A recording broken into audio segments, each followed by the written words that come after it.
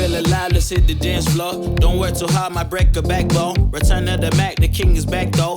Corvette and cash, I never lack those. She saw the stone, you know how that go. Fatality, my diamonds that cold. Versace trunks, I hit my backstroke. Knock on the door, she at the back, bro. All I really take is a little taste. Island girl, blue eyes with a little bass. Here for the thrill, I don't need a chaser. Wanna vibe at a getaway. Shimmy, shimmy, yeah, I got the semi-fold weight. Don't step out the line like this a probate. You hit the line and try to locate. This for the time, got time for no day. One, too many, I'm going. Too crazy and I got bad ones and they ready. A good time, so now it's into it, we left that. Can't remember anything, but I know we got lit. Good times, live in the moment, feel like summertime.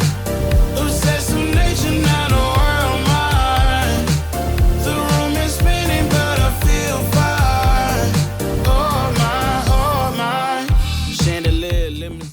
Herzlich willkommen beim Tour Transalp Webinar. Ich freue mich, dass ihr heute so zahlreich erschienen seid und wir haben euch jetzt schon mal eine Minute hoffentlich Lust gemacht auf die diesjährige Tour Transalp und unsere Aufgabe ist das, die nächsten 1,5 Stunden noch wirklich ein gutes Stück weit zu intensivieren.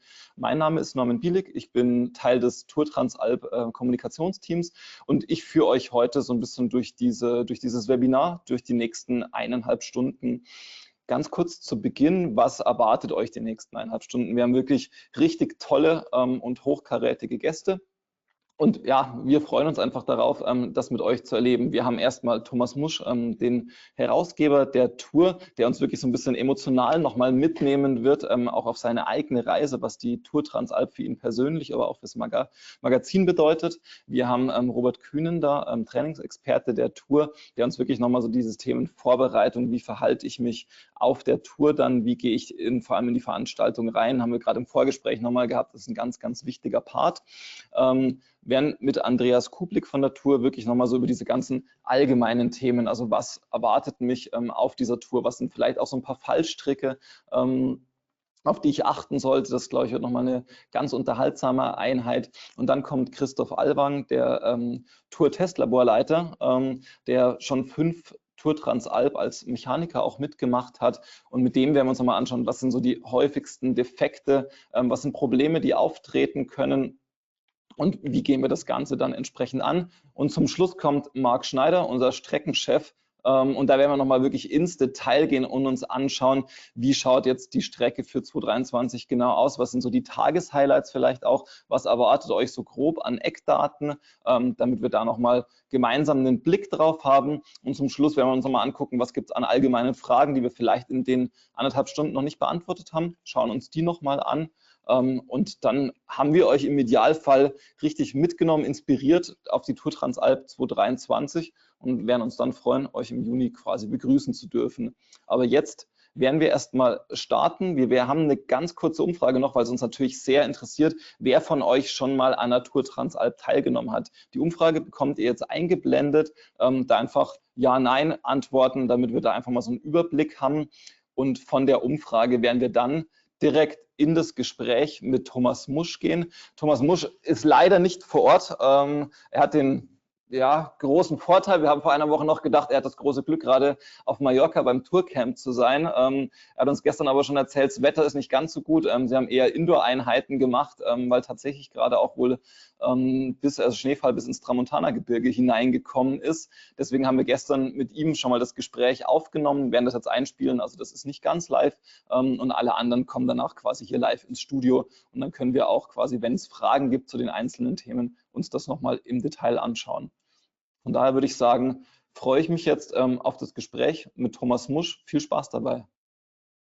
Schön, dass du uns heute hier zugeschaltet bist. Du bist ja gerade beim Tourcamp auf Mallorca und wir hatten es im Vorgespräch gerade schon. So richtig warm ist es gerade bei euch nicht. Wie ist denn die Situation gerade auf Mallorca? Ja, es ist ziemlich gruselig, aus Radfahrersicht gesprochen. Ich hatte eigentlich gehofft, ich könnte jetzt draußen auf der Hotelterrasse sitzen, bei einem alkoholfreien Bierchen oder einem anderen Getränk und euch an dem sonnigen Wetter teilhaben lassen. Das klappt leider nicht. Also es regnet schon den ganzen Tag und zwar in Strömen. Es ist auch ziemlich kalt, 5, 6 Grad. Also an Radfahren war jetzt heute leider nicht zu denken. Deswegen sitze ich jetzt eben hier im Hotelzimmer. Aber auch in dem Zimmer ist es nicht besonders warm. Deswegen habe ich die warme Jacke angezogen. Okay, dann lass uns so ein bisschen in wärmenden Gedanken vielleicht schwelgen, so an die Vergangenheit der Tour Transalp auch denken. Du hast ja verschiedene Rollen im Rahmen der Tour Transalp auch schon gehabt, als Herausgeber des Tourmagazins, als Finisher auch. Wie ist denn so deine persönliche Verbindung zur Tour Transalp? Ja, meine Verbindung ist natürlich als Chefredakteur des Magazins eine lange. Von Anfang an habe ich die Geschichte ja mit begleitet und die Entstehung der Tour Transalp, wobei sie am Anfang ja noch, war ja noch Uwe Geisler Chefredakteur. Aber auch da habe ich schon drüber berichtet und war der Veranstaltung immer verbunden. Ich hatte dann auch das Glück und die Möglichkeit, einmal selber mitzufahren. Schon ein paar Tage her, 2012 war das, zum 10-jährigen Bestehen der Transalp. Aber das spielt immer noch eine ganz wichtige Rolle in meiner Erinnerung und in meiner eigenen Geschichte als Rennradfahrer. Das war einfach ein tolles Erlebnis, eine Woche lang sich nur aufs Radfahren, aufs Rennradfahren konzentrieren zu können, sich mal fühlen fast wie ein Profi. Essen, schlafen, Radfahren, das ist einfach eine tolle Geschichte und das zeichnet die Transalp ja bis heute aus. Okay, das war jetzt so deine persönliche Sichtweise auf die Tour Transalp. Wie ist es denn aus professioneller Sicht, also aus Sicht des Tourmagazins? Was für eine Rolle hat da die Tour Transalp über die letzten Jahrzehnte auch gespielt? Ja, ich glaube, die Rolle und die Verbindung zwischen Magazin und Veranstaltung kann man ganz gut daran ablesen, dass wir sie immer in der Mitte unserer Leserschaft eigentlich verortet haben. Also wichtige Argumente für die Transalp oder Argumente waren immer der Teamgedanke, also dass zwei Leute das gemeinsam bestehen, auch wenn man inzwischen als Einzelstarter teilnehmen kann. Der Gedanke, die Idee war auch immer, dass das eine Jedermann-Veranstaltung sein soll. Also wir stellen den Hobbysportler, unseren Leser in den Mittelpunkt. Wir machen daraus keine Profisportveranstaltung. Wir haben ja da auch nie wirklich großen Wert drauf gelegt, dass dort jetzt berühmte aktive oder ehemalige Rennfahrer an den Start gehen, sondern das war und es ist eine Veranstaltung, ein Wettbewerb für jedermann Sportler. Und ich sage auch dazu, es ist eine anspruchsvolle Veranstaltung, aber wie man an mir sehen kann, jeder kann es schaffen mit entsprechender Vorbereitung und entsprechendem Einsatz. Und deswegen steht die Transalp für das auch die Tour steht. Okay, und du hast jetzt gerade diesen Teamgedanken schon mehrfach angesprochen, auch gesagt, du bist ja auch mit einem Teampartner damals gestartet. Was sind denn so deine schönsten oder auch einprägsamsten Erinnerungen an deine eigene Tour Transalp? Ja, mit Blick auf den Partner, das ein guter Freund von mir ist, kann ich mich daran erinnern, dass man sich da nochmal neu und auf eine andere Art kennenlernt. Also unsere Freundschaft hat dadurch gewonnen. Was nicht heißt, dass wir dort eine Woche lang Friede, Freude, Eierkuchen hatten, sondern wir haben da uns auch echt gezofft und hatten da auch Krisen, sportliche natürlich in erster Linie, weil wir unterschiedlich leistungsstark waren. Aber das gemeinsam mit jemandem zu machen, diese Erlebnisse zu teilen, also auch den Erfolg und auch die Niederlagen, auch die Schmerzen, das macht die Transalp besonders und das macht auch die Verbindung zu Freunden, mit denen man das schafft, dann besonders. Okay, und was hast du so persönlich auch mitgenommen nochmal? Also was ist dir danach geblieben vielleicht, also als Gefühl, als Erinnerung, was du mitgenommen hast von dieser Tour Transalp? Ich fand es immer toll, mit vielen Gleichgesinnten unterwegs zu sein. Das hat mir viel Spaß gemacht. Ich könnte jetzt sagen, aus der Sicht des Journalisten eben unseren Leser zu treffen und mit ihm gemeinsam was zu unternehmen. Aber so hat sich das für mich gar nicht angefühlt, sondern es war einfach immer eine große Familie, eine Transalp-Familie. Das fand ich toll. Auch, was ich schon gesagt habe, diese Herausforderung zu bewältigen, davon war ich vorher nicht überzeugt, dass ich das schaffe. Umso zufriedener ist man hinterher, wenn man das bewältigt hat. Da eine Woche lang wirklich eine tolle sportliche Anforderung zu bestehen. Das sind so die Sachen, die ich damit mit verbinde. Glaubst du auch, dass das so eine, gefühlt schon so eine Metamorphose ist, die dazugehört, dieser Zweifel im Vorfeld, diese Vorbereitung dann und dann doch dieses Gefühls geschafft zu haben? Also ist das was für dich auch dazugehört zu so einer Tour Transalp? Ganz bestimmt. Ich bezeichne mich als wirklich sehr durchschnittlichen Hobbyradsportler und ich habe sowas vorher in der Form nie gemacht. Deswegen hat sich das vor mir schon wie eine unglaubliche Aufgabe herausgestellt oder dargestellt. Diese 7 Etappen, diese fast 20.000 Höhenmeter, die wir in dem Jahr gefahren sind, da war ich schon auch unsicher, ob ich das schaffe, auch jeden Morgen wieder aufs Rad zu müssen. Egal, ob das jetzt Sitzbeschwerden sind oder Muskelverspannung, ein tut der Rücken weh oder dieses oder jenes, das weiß man ja vorher nicht. Und sich darauf einzulassen und es auszuprobieren und am Ende sagen zu können, hey, ich habe es geschafft und es ging, das ist echt eine tolle Geschichte. Und ich glaube, daran ändert sich auch nichts. Okay. Hast du vielleicht noch so 2, 3 Tipps aus deiner eigenen Erfahrung, vielleicht auch aus den Gesprächen, die du ja wahrscheinlich als Chefredakteur im Nachgang auch noch mit verschiedensten Teilnehmern hattest, ja, was man so mitnehmen kann vielleicht oder was du mitgeben kannst für die Vorbereitung, aber auch für die Durchführung so einer Tour Transalp? Ja, also man sollte die Aufgabe ernst nehmen und sich gut vorbereiten, aber dann kann man sie auch bewältigen. Das ist das eine, was ich mitnehmen würde oder was ich auch potenziellen Teilnehmern sagen würde. Das zweite ist, dass es wirklich ganz, ganz wichtig ist, langsam anzufangen. Also ich glaube, das werden auch andere in ähnlicher Form sagen, am ersten Tag am Start zu stehen und gleich alles zu geben, in der Hoffnung, das 7 Tage lang durchzuhalten, das wird sich als Illusion rausstellen. Also wenn man es schafft, in dieser ganzen Euphorie und in dieser Anspannung beim Startschuss der ersten Etappe noch so ein paar Restgedanken sich zu machen, dann wäre es gut, wenn man sich sagen könnte, mach locker, mach langsam und lass locker. Es wird anstrengend genug und es gibt genug Gelegenheiten, sich in dieser Woche zu beweisen. Okay, ja super. Und ist es für dich schon auch so ein, also du hattest gerade gesagt, diese Sitzbeschwerden, diese Beschwerden, die zwischen reinkommen, diese Zweifel, ist es dann schon auch was, wo du sagen würdest, auch wenn es sich schlecht anfühlt, vielleicht in der Früh immer erstmal probieren und immer erstmal wieder aufs Rad steigen und das Ganze angehen? Ja, das kann man schon so sagen. Das würde ich so sehen. Also mein Kumpel hat damals auch einen relativ üblen Sturz gehabt und lag dann mit Abschürfungen abends im Bett und hat schon auch gezweifelt. Ich bin zum Glück davon verschont geblieben. Aber er hat es dann am nächsten Tag probiert und es ging und er hat die ganze Woche auch durchgehalten. Und ja, man muss sich da schon durchbeißen. Es ist echt eine Aufgabe. Aber mit einem gesunden Optimismus kann man das machen. Und vor allem hat man ja auch immer eine ganze Menge Leute um sich rum. Das motiviert einen auch. Also nicht in dem Sinn von, man hat da jetzt einen Ruf zu verlieren, sondern einfach mit den Gleichgesinnten darüber zu sprechen und festzustellen, hey, denen geht es auch nicht viel besser, denen tut auch der Hintern weh und die haben auch Rückenschmerzen oder eine Blase am Fuß oder sonst irgendwas. Probier es einfach, das geht schon.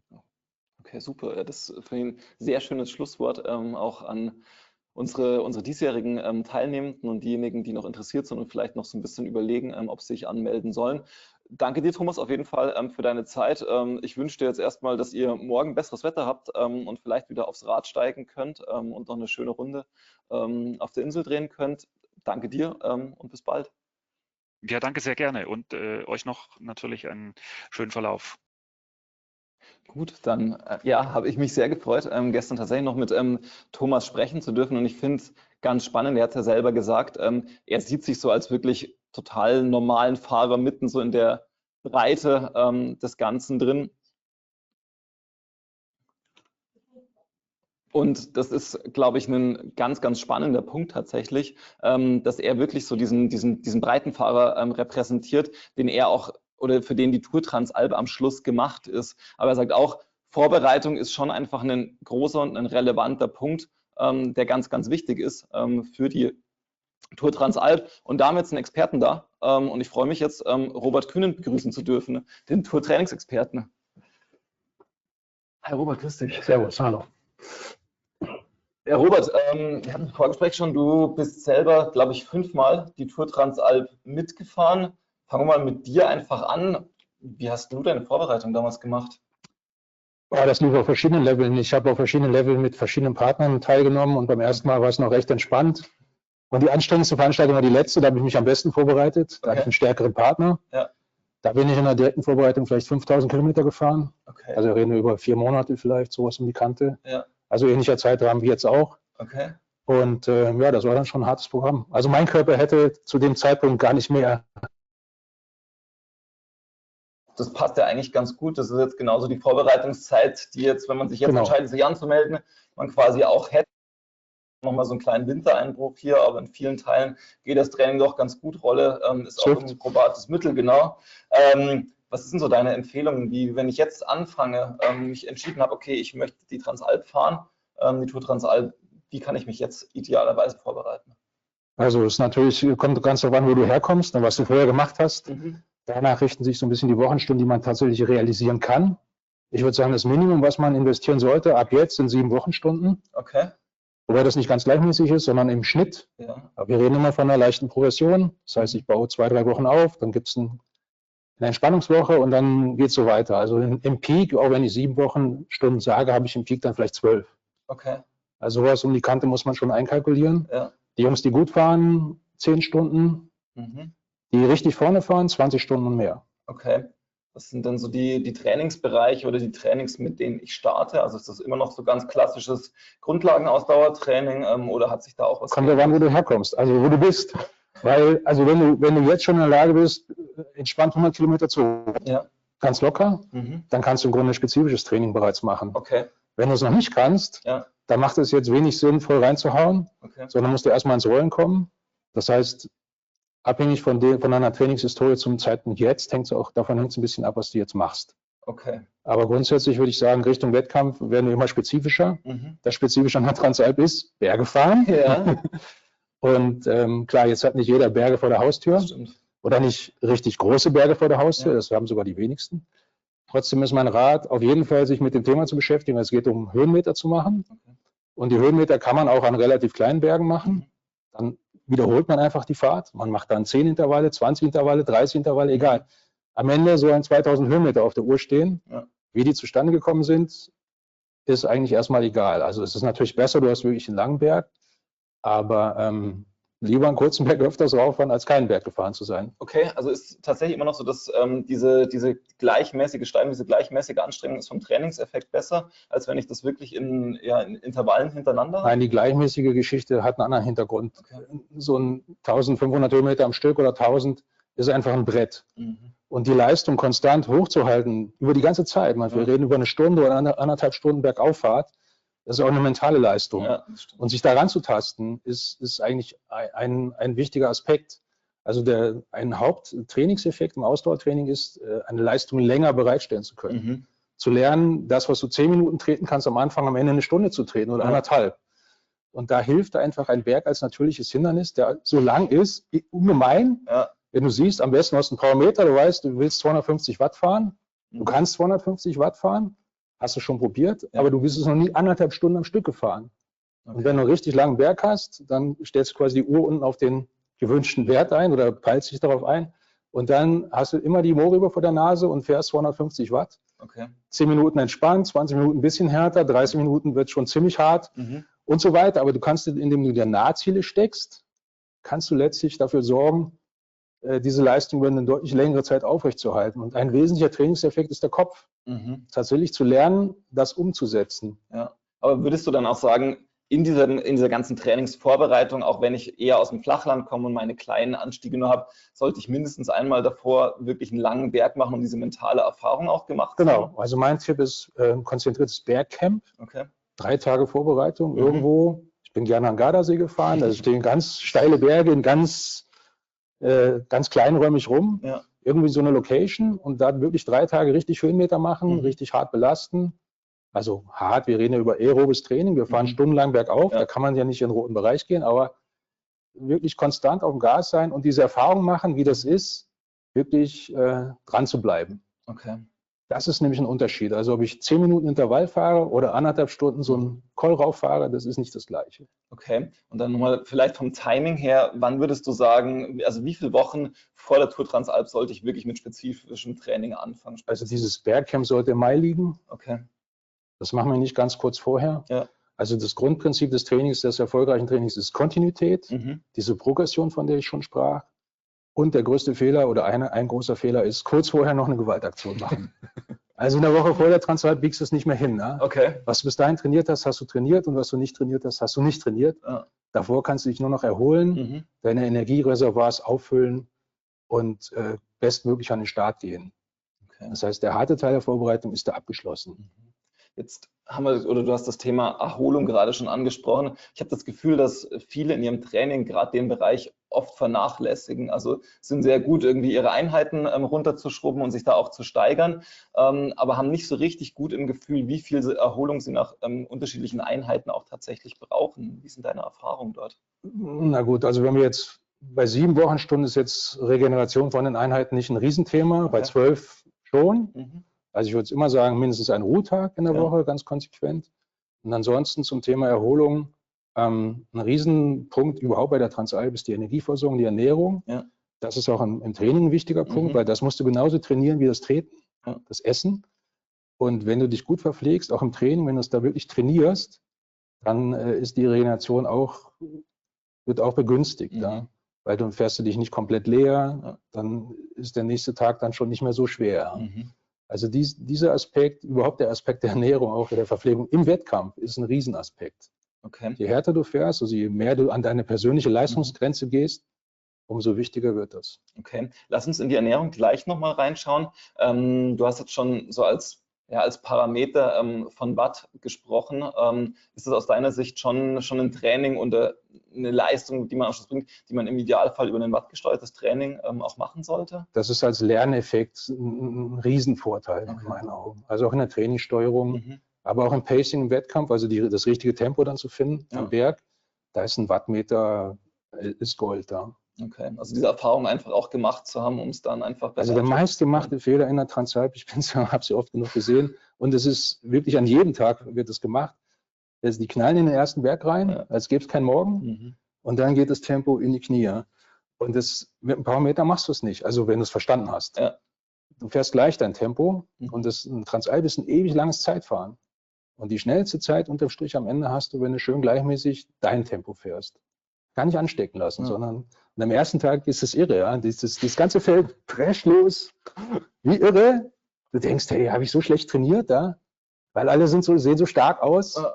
Und dann zerfasert das. Ja. Das heißt, aus deiner Erfahrung, das Rennen wird nicht am ersten Tag gewonnen, sondern eher verloren wahrscheinlich. Es wird verloren. Also man kann definitiv am ersten Tag sich die nächsten Tage mächtig versauen. Ja, das kann man vorstellen. Einmal richtig tief entleeren, die Glykogenspeicher, kriegst du nie wieder voll. Okay, dann bevor wir jetzt wirklich in das Thema Ernährung kommen, gleich nochmal, weil wir auch das Thema Zonen hatten und du ja schon gesagt hast, also es geht ja wirklich nicht daran, in die Laktatverbrennung reinzukommen, sondern wirklich in einem Bereich zu bleiben, den man lange halten kann. Ist es schon deine Empfehlung, dann quasi auch wirklich einen Schwellentest zu machen? Dann davor und kurz danach, also kurz vorm Rennen dann auch nochmal? Oder also es ist gut, deine Zonen zu kennen. Mhm. Wenn du aber so trainierst, wie gerade skizziert, also mit längeren Bergfahrten, gehst du automatisch dann nicht mehr über die Schwelle. Okay. Also du merkst Haut es halt schon. nicht hin. Du merkst es schon, dass es nicht funktioniert. Und wenn du dann einfach deinen Puls registrierst oder die Leistung, mit der du dann fährst, dann hast du im Grunde deinen Test gemacht. Also eine echte Bergfahrt schlägt ja jeden FTP-Test. Weil der FTP-Test ist ja der Versuch einer Abkürzung. Ja. Funktioniert mehr oder weniger gut. Aber wenn du die echte Bergfahrt als Referenzpunkt hast, dann ist super. Okay, alles klar. Dann lass uns jetzt wirklich mal so in das Thema Ernährung schauen, weil also aus meiner Erfahrung ist das ein immer noch unglaublich unterschätztes Thema. Ja. Also einerseits zu wissen, wann im Rennen habe ich überhaupt noch die Fähigkeit, was zu mir zu nehmen, und auch dann diese Gefahr des Leerfahrens. Also wie ist denn da deine Herangehensweise auch gewesen? Das ist ganz einfach. Du musst von der ersten Minute an essen. Okay. Du isst quasi toujours die ganze Zeit, und zwar am besten wirklich nach der Uhr. Ja. Je nach Gelportion, die du benutzt, alle 20 Minuten ein Beutelchen. Oder wenn du es dir mischt, wie auch immer, jedenfalls sich darauf zu verlassen, an der Verpflegung sich zu verpflegen bei der Transalp, ist, wenn du das unter Leistungsgesichtspunkten siehst, falsch. Okay. Das ist Sozialleben. Ja. Oder mal eine Erfrischung, aber es dient nicht der sinnvollen Energieversorgung. Und das sind aber auch die Sachen, die ich fürs Rennen mitnehme, auch schon im Training quasi angewendet habe. Das musst du vorher trainieren. Ja. Du schaffst es sonst nicht, ausreichend viel zu essen. Okay. Du musst wirklich diese Produkte, die du im Rennen verwenden willst, im Training benutzen, vor allen Dingen bei intensiven Trainingseinheiten. Ja. Da das Minimum sind 60 Gramm Kohlenhydrate die Stunde. Kannst auch auf 90 gehen mit dem richtigen Zuckermix. Ja. Und das kriegst du eigentlich nur mit den Fertigprodukten, also Gels, die es gibt am Markt. Und das solltest du erproben. Okay. Wenn du das trainiert hast, dann kannst du das im Rennen umsetzen und dann kannst du einen nicht unwichtigen Teil der Gesamtenergie daraus ziehen. Ne? Okay, gibt es irgendeinen Zeitpunkt im Rennen, wo du sagst, okay, da bringt das Ganze nicht mehr so wahnsinnig viel? Also da Kurz vom Ziel. Nein, aber schon es wirklich ist bis zum Schluss. toujours, die ganze Zeit. Es ist ein Wahnsinnsenergiefluss, der da stattfindet. Ja. Und der Unterschied zwischen sich optimal verpflegen und nicht ist riesig. Der ist riesig. Das kann man gar nicht stark genug betonen. Okay. Es gibt unterschiedlich sensible Typen. Also manche Sportler brennen einfach heißer als andere. Aber du hast immer ein Grundrauschen durch die Fettverbrennung, wenn du es nicht maßlos übertreibst. Und du hast als Hauptenergiequelle eigentlich die zugeführten Kohlenhydrate unterwegs. Ja. Und dann greifst du zwangsläufig deine Glykogenspeicher an. Okay. Aber die willst du wirklich nicht leer fahren, ne, nach Möglichkeit. Weil dann kriegst du sie nicht wieder voll für den nächsten Tag. Okay, dann lass uns noch mal ganz kurz einen Schritt zurückgehen, weil du hattest das Thema schon gesagt, auch also in der Woche vorm Rennen ist idealerweise nicht das Bärcamp. Wie gestalte ich mir die Woche vorm Rennen, also vor der Tour Transalp tatsächlich? Man kann es grob sagen, etwa 50% nur noch des Umfangs wie vorher und die Intensität aber nicht ganz in den Keller fallen lassen. Wir wollen nicht, dass der Körper einschläft. Okay. Wir wollen nicht, dass du in den kompletten Regenerationsmodus gehst, sondern wir halten die Intervalle schon auf Level, aber Volumen 50% runter. Okay. Das ist die Strategie. Und wie ist es dann während des Rennens oder also beziehungsweise nach so einem Tour Transalp-Tag? Was mache ich da am besten? Als erstes Essen, dann Füße hoch, dann wieder Essen und dann final Füße hoch. Okay. Und wie ist es dann, also weil meine Erfahrung ist oft, wenn ich dann nach so einer großen Belastung gegessen habe, dann fällt Schlafen irgendwie schwer. Also gibt es da irgendwas, was ich besser vertrage, was ich besser verdauen kann? Vielleicht auch irgendwie, dass ich dann wirklich relativ früh auch in diese Schlafregenerationsphase reinkomme? Also die optimale Ernährung direkt nach dem Rennen wäre so ein Recovery Shake, Protein-Kohlenhydrat-Mischung. Okay. Das kannst du direkt nach dem Rennen nehmen. Das lässt du kurz sacken. Dann kannst du eine kohlenhydratreiche Mahlzeit zu dir nehmen. Also in der ganzen Sporternährung also schlechte Fette spielen eigentlich keine Rolle. Solltest du nicht zu dir nehmen. Also 3 Bratwürste wären jetzt nicht optimal. Ja. Das kannst du wiederum sacken lassen und später kannst du nochmal eine kohlenhydratreiche Mahlzeit mit ein bisschen Proteinzugabe zu dir nehmen, aber auch wieder nicht so schwer, dass es dir eben schwer im Magen liegt. Nichts, was du stundenlang verdauen musst. Okay. Also Kohlenhydrate. Kohlenhydrate. Wir reden über Tagesumsatz, Leistungsumsatz ungefähr 4000 Kilokalorien, je nachdem, was du für eine Gewichtsklasse bist. 4,5, je nachdem, Königsetappe vielleicht sogar noch ein bisschen mehr. Das ist viel Stoff. Ja, dazu kommt der Grundumsatz, den du noch hast. Du hast ja nicht nur Fahrrad. Also die Gesamtenergiemenge ist ordentlich. Das ist enorm, ja. Okay. Dann, bevor wir jetzt gleich zu Andreas Kublik kommen, hast du vielleicht noch so 1, 2 besondere Tipps irgendwie, die du denen mitgeben kannst, die jetzt überlegen, okay, soll ich mich anmelden, schaffe ich das? Also was kannst du da noch sagen? Das Event ist toll, also es gibt nichts Besseres. Wenn du mal Tour de France-Feeling haben willst für Hobbyfahrer, ist das der Ort. Wenn du eine persönliche Herausforderung suchst, die über einen eintägigen Marathon hinausgeht und ein Etappenrennen ist einfach nochmal was anderes, dann ist das auch der Ort. Also es ist eine super Erfahrung. Und ansonsten kann ich nur sagen, als Team-Event ist toll. Wenn du einen stärkeren Partner hast, ist es hart. Okay, dann auch, wenn noch Fragen sind aus dem Publikum heraus, also wenn ihr Fragen an Robert habt, dann stellt die uns jetzt gerne in den Chat. Also ihr habt eine Chat-Funktion hier im Webinar, da könnt ihr uns eure Fragen reinstellen, dann können wir die jetzt nochmal mit aufnehmen. Dann müssen wir nochmal ganz kurz ins Persönliche rein. Wie oft hattest du einen besseren Teampartner und zwar dadurch ziemlich hart? Einmal. Einmal? Okay, und das war dann kleiner Leidensweg. Ja, das Problem ist, mit welcher Einstellung du das Ganze rangehst. Also wir wollten Top 10 fahren im Masters und das war das Ziel. Also fährst du es als Rennen. Wenn du es touristisch eher betrachtest oder als Spaßfahrt, dann kannst du natürlich auch viel entspannter angehen. Ich würde sagen 5% weniger Tempo, 50% mehr Spaß. Okay. Von daher sollte man sich überlegen, was man tun will. Ja? Das ist natürlich auch als Sportevent geil. Also wirklich als ein Etappenrennen zu fahren und immer am Gashahn zu hängen, ist schon super. Okay. Nur wenn du dann deine Energiespeicher wirklich leer gefahren hast und du musst weiter am Gas bleiben, das ist echt blöd. Okay, das heißt aber im Grunde ist dann deine Empfehlung ja eigentlich, das Ganze mehrfach zu fahren. Das heißt, ich kann es mir irgendwie mal als touristische Veranstaltung und ich kann mir wirklich so diese ganzen Pässe, diese ganzen Alpen wirklich schön anschauen und dann gucken, okay, im Jahr drauf vielleicht wirklich als sportliche Herausforderung. Das sind völlig verschiedene Rennen, die da in diesem Okay. Event stattfinden. Also die Leute, die touristisch waren, haben mit denen, die das als Rennen betrachten, wenig Schnittmenge. Okay, super. Dann, ich glaube, Fragen haben wir im Chat gerade keine. Robert, dann danke ich dir auf jeden Fall Ja, für deine gerne. Zeit. Wir kommen jetzt gleich zu Andreas Kublik. Und wenn noch Fragen sind hier aus dem Bereich, dann stellt die immer noch in den Chat. Wir können sie Robert nochmal mitgeben. Danke dir für deine Zeit.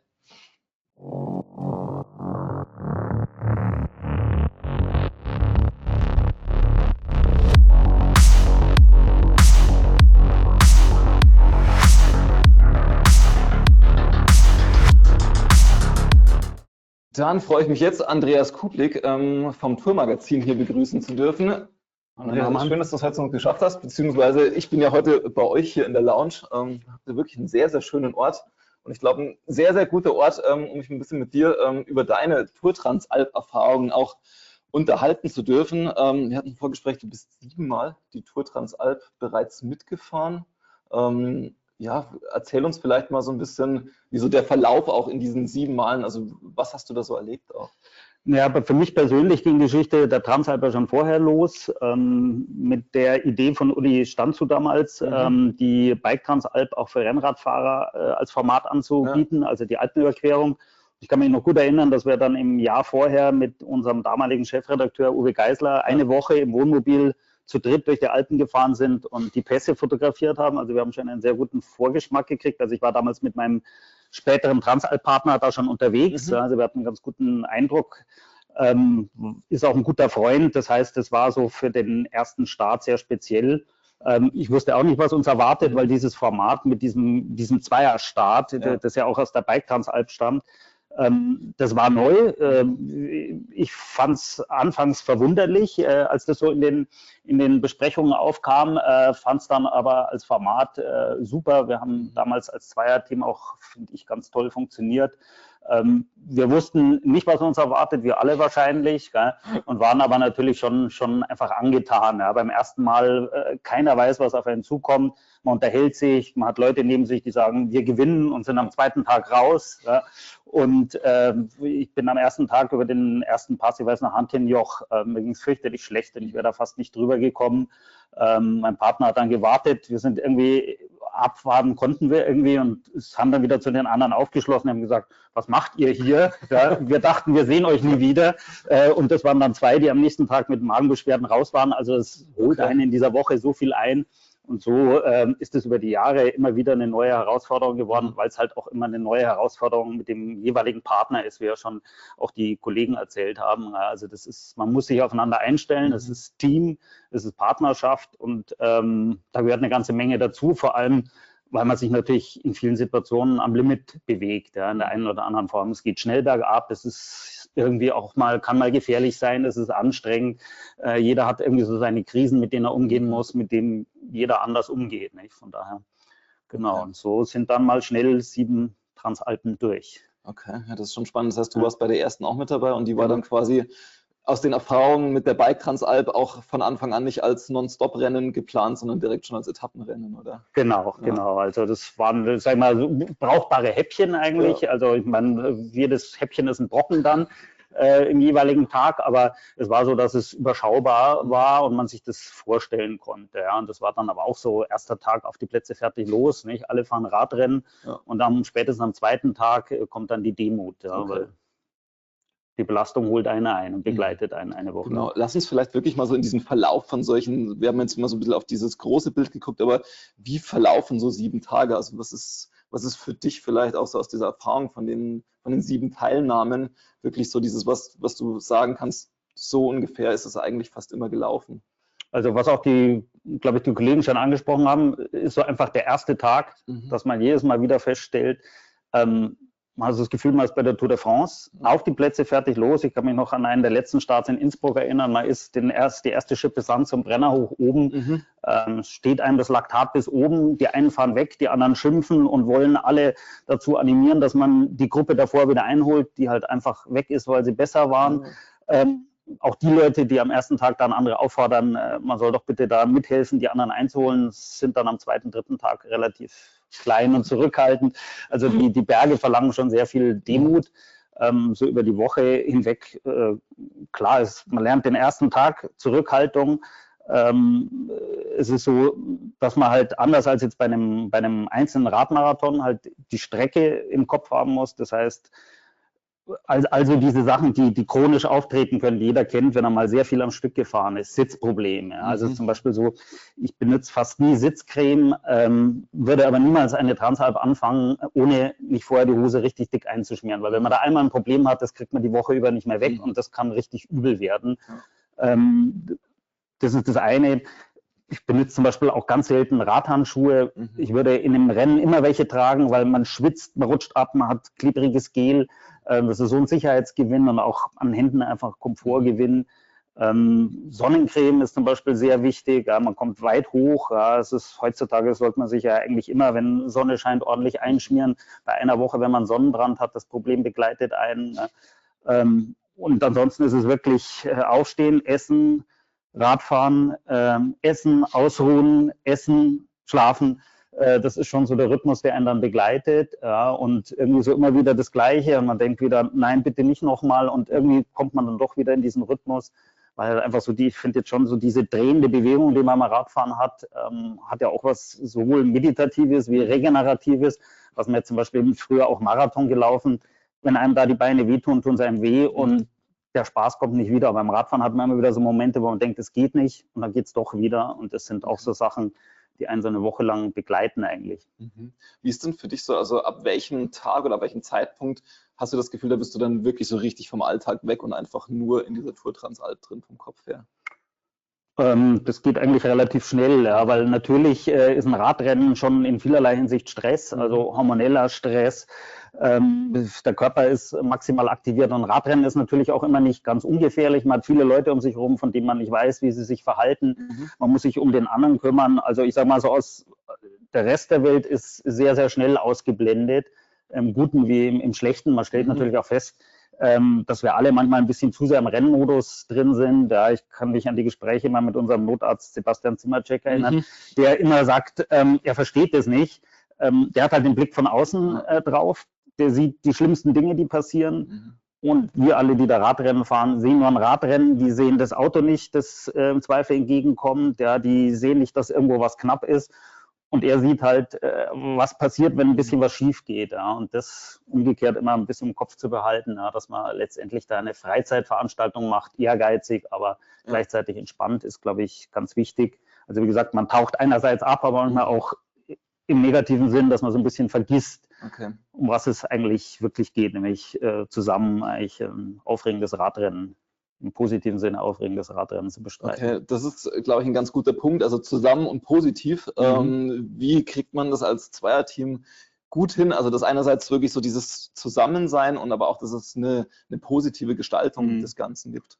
Also ist tatsächlich mit die größte Herausforderung, glaube ich, so in dem Zweierteam, ja, also dass man sich aufeinander einstellt. Das ist nicht leicht, weil man schon feststellt, manchmal versteht man sein Gegenüber nicht, selbst wenn man das gut kennt, ja, weil es sind, wie gesagt, so Grenzsituationen. Manchmal denkt jemand, er tut was Gutes, es kommt aber ganz falsch an. Also das Erste ist mal einfach, man sollte sich vorher gut überlegen, mit wem man das macht. Also man verbringt halt eine Woche zusammen, ist eine Woche Urlaub und es sollte Spaß machen. Also das ist mal das Erste. Man sollte dann, finde ich, schon eine Wellenlänge haben. Das ist jetzt nicht unbedingt immer das Beste, glaube ich, dass man unbedingt gleich gut ist oder möglichst gleiche ehrgeizige Ziele hat, sondern dass man sich so ein bisschen versteht. Ja, ich finde, man erkennt dann auch immer sehr gut, ob jemand ein Teamplayer ist oder nicht. Das ist schon ein Talent, das nicht jeder hat. Und ansonsten ist natürlich die Grundregel, die beim Radfahren eigentlich immer gilt in Gruppen, die aber leider ganz selten eingehalten wird, ist der Schwächere bestimmt das Tempo. Das heißt, bergauf sollte halt eigentlich der Schwächere vorne fahren, da aber dann sich nicht drängen lassen, sondern ein gutes Gefühl kriegen. Hilft vielleicht auch in der Vorbereitung. Man kann ja Leistungstests machen, da weiß man sehr gut, was ist die Dauerleistungsschwelle, und das ist, sag ich mal, für einen Hobbysportler schon in so einer Woche das absolut oberste Leistungslevel, das man so erreichen kann. Da sollte man gut drunter bleiben und dann sollte halt vielleicht der andere ein Gefühl dafür kriegen, in welchem Bereich, Watt, Herzfrequenz, kann er fahren, damit das für den Schwächeren handelbar ist. Und dann ist natürlich viel helfen. Ja, also den Schwächeren vielleicht bergauf vorne fahren lassen, dann vor der Verpflegungsstelle fährt der Stärkere vor, holt zum Beispiel Trinkflaschen auch für den anderen, damit es fließend geht, fährt vielleicht im Flachen dann mehr im Wind, damit sich der andere erholen kann. Und ich glaube, man muss einfach auch viel miteinander reden. Ja, also wir hatten zum Beispiel mal bei einer Transalp erste Etappe und mein Mitfahrer hatte einen Platten. Und ich wusste nicht, wo er ist. Und ich bin gefahren wie ein Irrer, weil ich habe mich an dem Tag fürchterlich schlecht gefühlt und habe gedacht, der ist jetzt irgendwo am Anfang, wenn man noch ein großes Feld ist, irgendwo an mir vorbeigefahren. Ich habe es nicht gesehen und ich wollte also wenig Zeit verlieren wie möglich. Ja. Und als ich dann im Ziel war, kam er eine Viertelstunde nach mir an, weil er einen Platten hatte und hat aber gemeint, er muss alles gewichtsoptimieren und hatte, glaube ich, keine Pumpe, keine Kartusche, keinen Ersatzschlauch dabei, bis er sich das organisiert hat, auf dem Rad saß. Und wir uns nicht zusammengefunkt haben. Ich glaube, das ist eine Möglichkeit, muss man diskutieren, muss das sehr vorsichtig machen, aber dass man sich mal, heutzutage geht es ja über die Radcomputer, dann vom Straßenrand wohlgemerkt, nicht beim Fahren, mal eine SMS schreibt, damit der Stress rauskommt und sagt, wart auf mich. Und so gibt es das in vielen Teilen, dass man sagt, du, das ist mir zu schnell und man äußert es auch und ärgert sich nicht.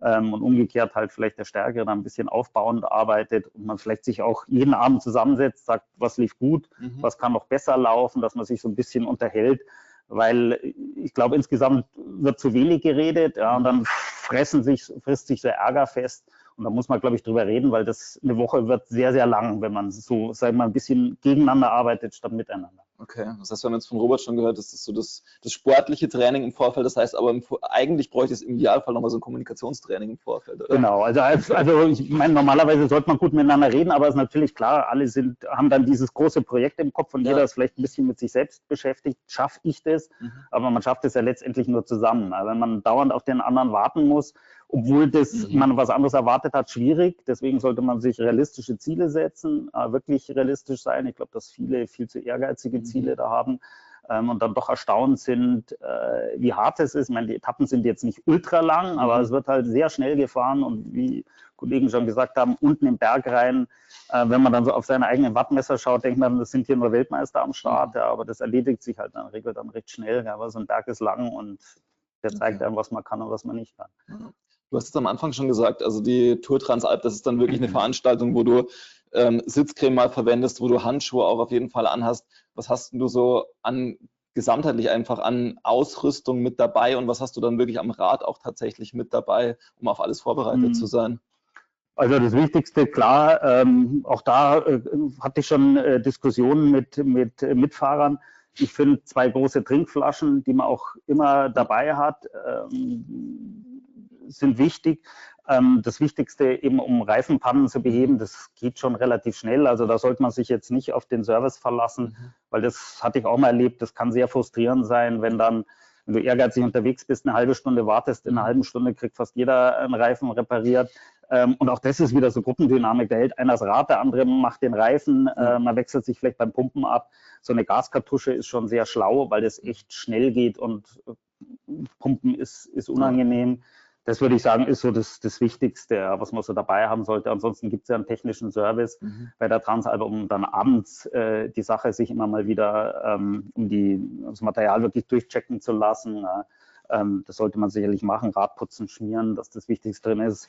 Alles immer wieder überprüfen, sind die Reifen noch ganz, also man fährt sich da an Kanten rein und ein Reifenplatz einer Abfahrt ist schon sehr, sehr unangenehm. Das sollte man vermeiden, dass man eben ein bisschen aufs Material guckt, sich da aber nicht zu viel Kopf macht. Ja. Ich glaube, das Material muss vorher stehen, wirklich möglichst kleine Übersetzung. Ich habe mich da auch immer wieder dabei erwischt, dass ich gesagt habe, brauche ich nicht ein größeres Kettenblatt, damit ich bergab mitfahren kann. Am Ende heutzutage die Übersetzungen, die funktionieren, 34, 32, also zu klein gibt es eigentlich gar nicht, weil die Trittfrequenz, die kriegt kaum einer von uns hin, die man dann bei 10%, also dass man sagt, man hat einen zu kleinen Gang, also das passiert nicht und die ganz dicken Gänge braucht man bald nicht mehr, da entspannt man sich hier. Alles klar. Wie ist es bekleidungstechnisch? Also was hast du auf dem Rad dann so noch dabei, um ja diesen durchaus unterschiedlichen Wetterbedingungen, die es ja vom Tal bis auf die Passhöhe hinauf haben kann, um dem begegnen zu können? Also klar, da muss natürlich jeder sich auch ein bisschen selbst realistisch einschätzen. Ja, klar, so im Rennbetrieb denkt man immer so wenig wie möglich mitnehmen. Aber in Bergen geht es halt ganz schnell. Gell? Und wir hatten vor Jahren mal, glaube ich, eine Abfahrt vom Tonale, die, glaube ich, legendär ist bei allen, die dabei waren. 5 Grad Regen von 2000 Meter bei Tempo 60 einen Berg runter. Der Chill-Faktor, da hat man keinen Spaß. Gell? Also man sollte in seiner Tasche schon auch, sag ich mal, so eine brauchbare Winterausrüstung drin haben. Und dann gibt es ja, glaube ich, morgens am Start immer einen Hinweis, wie der Wetterbericht wird. Den sollte man halt am Vorabend auch mal checken. Wenn jetzt strahlender Sonnenschein angesagt ist, kann man sicherlich ein bisschen dünner gekleidet starten, aber so Armlänge machen immer Sinn, mindestens eine Weste, eigentlich eine Windjacke, weil wenn es einmal schlecht geht, rettet man sich halt so ein bisschen. Also es ist schon auch so, dass das Auskühlen ja eine Menge Energie frisst. Das habe ich schon auch festgestellt. Wenn man wärmer angezogen ist, kommt man eigentlich am Ende im Vergleich zu den anderen Mitfahrern besser weg, die leichter bekleidet sind. Also von daher, Langfingerhandschuhe machen Sinn, eine ordentliche Regenjacke macht Sinn. Überschuhe würde ich auf jeden Fall mal mitnehmen. Aber also kalte Füße geht so schnell in der Abfahrt, wenn es regnet. Da holt man sich auch nicht mehr. Beinlinge sollten drin sein, eine Helmmütze. Dann hat man, glaube ich, so das Wichtigste dabei, ein ordentliches Unterhemd. Genau, und ja, schon genügend Ausrüstung, weil also auch eine Radhose, die nicht mehr richtig sauber ist, ja, die man da vielleicht auch nicht mehr richtig gewaschen kriegt, das kann schon sehr unangenehm sein, ja, weil man merkt dann, das reibt einfach mehr, ja, und da sollte man einfach, Hygiene sollte man auch achten. Okay, das heißt, was hast du dann so in deiner Transalp-Tasche, in dieser ja schon ganz legendären Tasche, die man dann dabei hat, die ja schon auch so ein bisschen ein Volumenlimit vorgibt, also wie viel Wechselbekleidung? Also ich darf es gar nicht laut sagen, aber ich glaube, ich bin berüchtigt dafür, dass immer zu viel drin ist und sich das Taschenteam beschwert. Also klar, man sollte da schon darauf achten, dass man wirklich das Limit einhält, das reduziert, dass man halt sagt, man macht 2, 3 kurze Trikot- und Hosensätze rein und der Rest reicht einmal und dann wirklich noch, so für die Abende reicht da eigentlich eine Freizeithose und eine warme Jacke, eine Mütze. Also dass man halt, wenn man zum Abendessen geht, ein zweites Paar Schuhe und so, das macht Sinn. Ersatzteile nimmt man in der Regel immer mit und denkt sich hinterher, warum habe ich es mitgeschleppt? Klar, im Zweifel ärgert man sich mal, wenn man nicht die passende Kette dabei hat, aber das würde ich eher weglassen. Das ist im Zweifel immer organisierbar. Vielleicht zwei Schläuche einpacken, im Zweifel vielleicht noch einen Mantel, wenn man unbedingt will. Dann hat man fast alles. Ernährung ist halt wichtig, wenn man spezielle Vorlieben hat, ja, also was jetzt so Riegel, Gels angeht, also ich habe da super Erfahrungen mit Gels gemacht, ja, weil sobald man so halbwegs ans Limit geht, tue ich mich wahnsinnig schwer, feste Nahrung zu mir zu nehmen und Gel funktioniert super, aber muss man halt dabei haben, weil das kriegt man natürlich jetzt nicht überall, ja, wird zwar auch bei der Transalp verkauft, aber im Zweifel spart es Stress, weil man ein bisschen was dabei hat, aber in Maßen natürlich. Okay, was ist dann so die Menge, die du dabei hast an Sportnahrung? Ja, könnte ich jetzt, also sagen wir so, ich habe tendenziell immer zu viel Bars dabei, weil die esse ich dann doch eher selten, weil es ist wahlweise mal zu kalt oder zu warm. Also wenn es kalt ist, ist das Zeug ja kaum zu beißen. Von den Gels, wenn man da 3, 4 dabei hat, so als Notration, ist es nie schlecht. Gell? Man hat ja unterwegs Verpflegungsstellen, wo man nachtanken kann. Also auch da ist es wieder, ich glaube, wenn man da vorher ein bisschen den Ehrgeiz zurücknimmt und sagt, ordentlich gegessen, weil das merkt man am letzten Berg, am Anfang zu schnell gefahren, eine Verpflegungsstelle ausgelassen, bringt meistens nicht sehr viel. Ja. Okay, das heißt, dein Tipp ist auch von der Herangehensweise eher so ein bisschen das Gas rausnehmen, so ein bisschen mehr sich vielleicht auch Zeit nehmen, um es genießen zu können.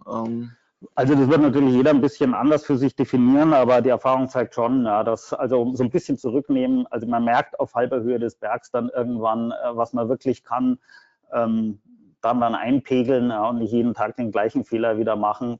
Tatsache, Landschaft genießen, ein bisschen aufpassen, bringt eine ganze Menge. Ja. Meistens ist es auch so, wenn man sich ein bisschen entspannt und dann schön in der Gruppe mitfährt, hilft es ja auch. Also gerade in den flacheren Stücken sind ja auch manchmal lange Gegenwindabfahrten, die nicht besonders steil sind. Ich weiß noch, wir sind irgendwann mal vom Pensajoch runter, wo dann jeder von uns einzeln so im Gegenwind gekämpft hat, bis wir mal zusammen waren und man dann eigentlich feststellt, Mensch, das ginge so klasse, wenn der Erste gewartet hätte, wären wir auch alle gleich unten angekommen, ja, und wir hätten alle eine Menge Kraft gespart und wären den nächsten Berg schneller hochgefahren, aber in dem Moment ist man halt so in seinem Modus drin. Ja. Okay, jetzt hast du uns viel von deinen Erfahrungen ja auch so ein bisschen was ist vielleicht in der einen Veranstaltung nicht so gut gelaufen, das als Erfahrung nochmal mitgegeben, aber gibt es so 2, 3 Etappen vielleicht von diesen zahlreichen Teilnahmen, die du auch hattest, wo du sagst, okay, die haben sich bei dir wirklich ins Gedächtnis gebrannt, das waren absolute Highlights? Ja, also klar, die erste Transalp hatte ich ja schon erwähnt. Also da war natürlich alles neu, ja, gefühlt. Auch so in der Rückblende war das schon einfach, wir waren ein tolles Team. Ja, es hat einfach funktioniert. Da wussten beide auch so, es war wirklich so blindes Verständnis in vielerlei Hinsicht. Ja, und das war so am ersten Tag, hatte ich ja erzählt, hatte ich da am ersten Berg schon Probleme. Dann hat mich mein Partner da wieder mit nach vorn geschleppt. Am nächsten Tag ging es dann von Sölden übers Timmelsjoch und den Jaufenpass nach Sterzing. Und ich weiß nicht, ich dachte dann, verkehrte Welt, ich kriege meinen Partner nicht übers Timmelsjoch. Und dann fuhren wir das Timmelsjoch runter und auf der anderen Seite ging ein Jaufenpass rein und dann schrie mein Partner plötzlich auf einmal Attacke und dann ist er wie von der Tarantel gestochen, da den Jaufenpass hoch und wir sind da hoch. Wir haben festgestellt, bei beiden läuft und wir sind dann eine Abfahrt nach Sterzing runtergefahren, die war, glaube ich, damals gesperrt, das darf man gar nicht mehr erzählen, wie wir da runtergefahren sind, waren dann aber irgendwie unter den ersten 10 und wir dachten, das gibt's eigentlich gar nicht. Wir haben da gesehen, um uns herum lauter Leute, die halt so auf hohem Niveau Radrennen gefahren sind. Ja. Das war auf jeden Fall eine Etappe, weil das hat einfach so funktioniert, als Team. Über die Jahre klar auch natürlich mal massive Tiefpunkte, ja, wo ich dann gesehen habe, okay, mein Partner muss mich da irgendwie aufbauen. Ja, es ist ja auch, wie gesagt, der Leistungsunterschied ist meistens da, dass man wirklich gleiches Level hat, auch über eine Woche immer gleiches Level hat, sehr, sehr unwahrscheinlich. Ja, das ist dann immer so ein bisschen ein Geben und Nehmen. Ja. Auch so Sachen, die natürlich im Nachhinein so verrückte Erinnerungen sind. Einmal war ich mit einem Partner unterwegs, letzte Etappe, ein Berg und danach noch die Schippe rüber zum Gardasee über diesen Monte Velo. Das sind, glaube ich, 200 Höhenmeter und er hatte seine Flasche leer. Und ich habe gesagt, komm, brauchen wir nicht mehr auffüllen, jetzt fahren wir noch bis zur Zeitnahme, fahren wir durch. Und er hat gesagt, nein, er braucht was zu trinken. Ich habe gesagt, das ist nur noch ganz kurz, lass uns fahren, glaubst du mir. Und da war die Verpflegungsstelle noch so ein bisschen draußen, er ist hingefahren, hat die Flasche aufgefüllt, dann ging es noch kurz runter und dann kam dieser Gegenanstieg und dann schaute er so hoch, nahm so die Trinkflasche aus seinem Halter, goss sie auf die Straße und fuhr mir davon. Ja, und wahrscheinlich meinte er es gut, er meinte, wir kommen ziemlich schnell ins Ziel und ich stand aber so da und dachte, warum reden wir miteinander? Gell? Also so, das sind einfach so Momente, die dir irgendwie zeigen, wo es mal gut funktioniert, wo es eher gar nicht funktioniert. Und ich hatte auch einmal eine Transalp, da bin ich mit einem alten Kollegen, der früher mit mir gelaufen ist, komme aus dem Langstreckenlauf, der ein super Radler war und wir hatten irgendwie ein ehrgeiziges Ziel und der hatte aber für sich nicht überrissen, dass er, glaube ich, nicht trainiert hat. Also nicht so, wie es hätte sein sollen. Und dann war es auch so, wir waren himmelweit auseinander. Er war dann frustriert und ich kann mich noch erinnern, er hat dann irgendwann sein Unterhemd ausgezogen, glaube auf der letzten Etappe und hat es irgendwie im Wald vergraben. Und ich versuche mir heute noch vorzustellen, ob das irgendwie so eine Handlung war, die also wirklich im Wortsinne so mit Beerdigen zu tun hat. Ja, weil das einfach, es hat wirklich eine Woche einfach nicht funktioniert, weil wir mit völlig falschen Vorstellungen an die Sache rangegangen sind. Ja, und er auch immer so überzeugt war, am sichersten ist es ganz hinten im Feld. Ja. Und da hat es immer um mich herum gekracht. Und ich habe gesagt, du, das ist mir zu viel Stress, ich fahre wieder nach vorne. Man muss immer vorne fahren, kennt man ja von Profis. Da ist es meistens ein bisschen ruhiger. Ja. Und so haben wir uns eigentlich eine Woche lang, kann man sagen, missverstanden. Bleibt irgendwie, ist aber auch eine interessante Erfahrung, weil man halt daraus lernt einfach. Er sagt, okay, das nächste Mal muss ich es anders besprechen, muss ich anders Partner wählen, mir andere Ziele setzen im Zweifel. Ja, also. Okay, aber das ist dann quasi schon wirklich, also wenn wir es nochmal runterbrechen, so dein Tipp bei der Partnerwahl wirklich Augen auf und eher zu gucken, dass es auf der zwischenmenschlichen und auf der Kommunikationsebene gut funktioniert, weil diesen Leistungsunterschied wird es eben über den Verlauf der Woche in irgendeiner Form immer geben wahrscheinlich. Also klar, wenn da jetzt zwei echte Leistungssportler zusammenfahren, ist das sicherlich nochmal was anderes, wenn man sich das vorher klar macht und darüber spricht und beide damit d'accord sind, denke ich, passt es. Ich habe auch mal eine Geschichte vor 2-3 Jahren gemacht über Vater und Sohn, Frank Wörndl, der Slalom-Weltmeister und sein Sohn.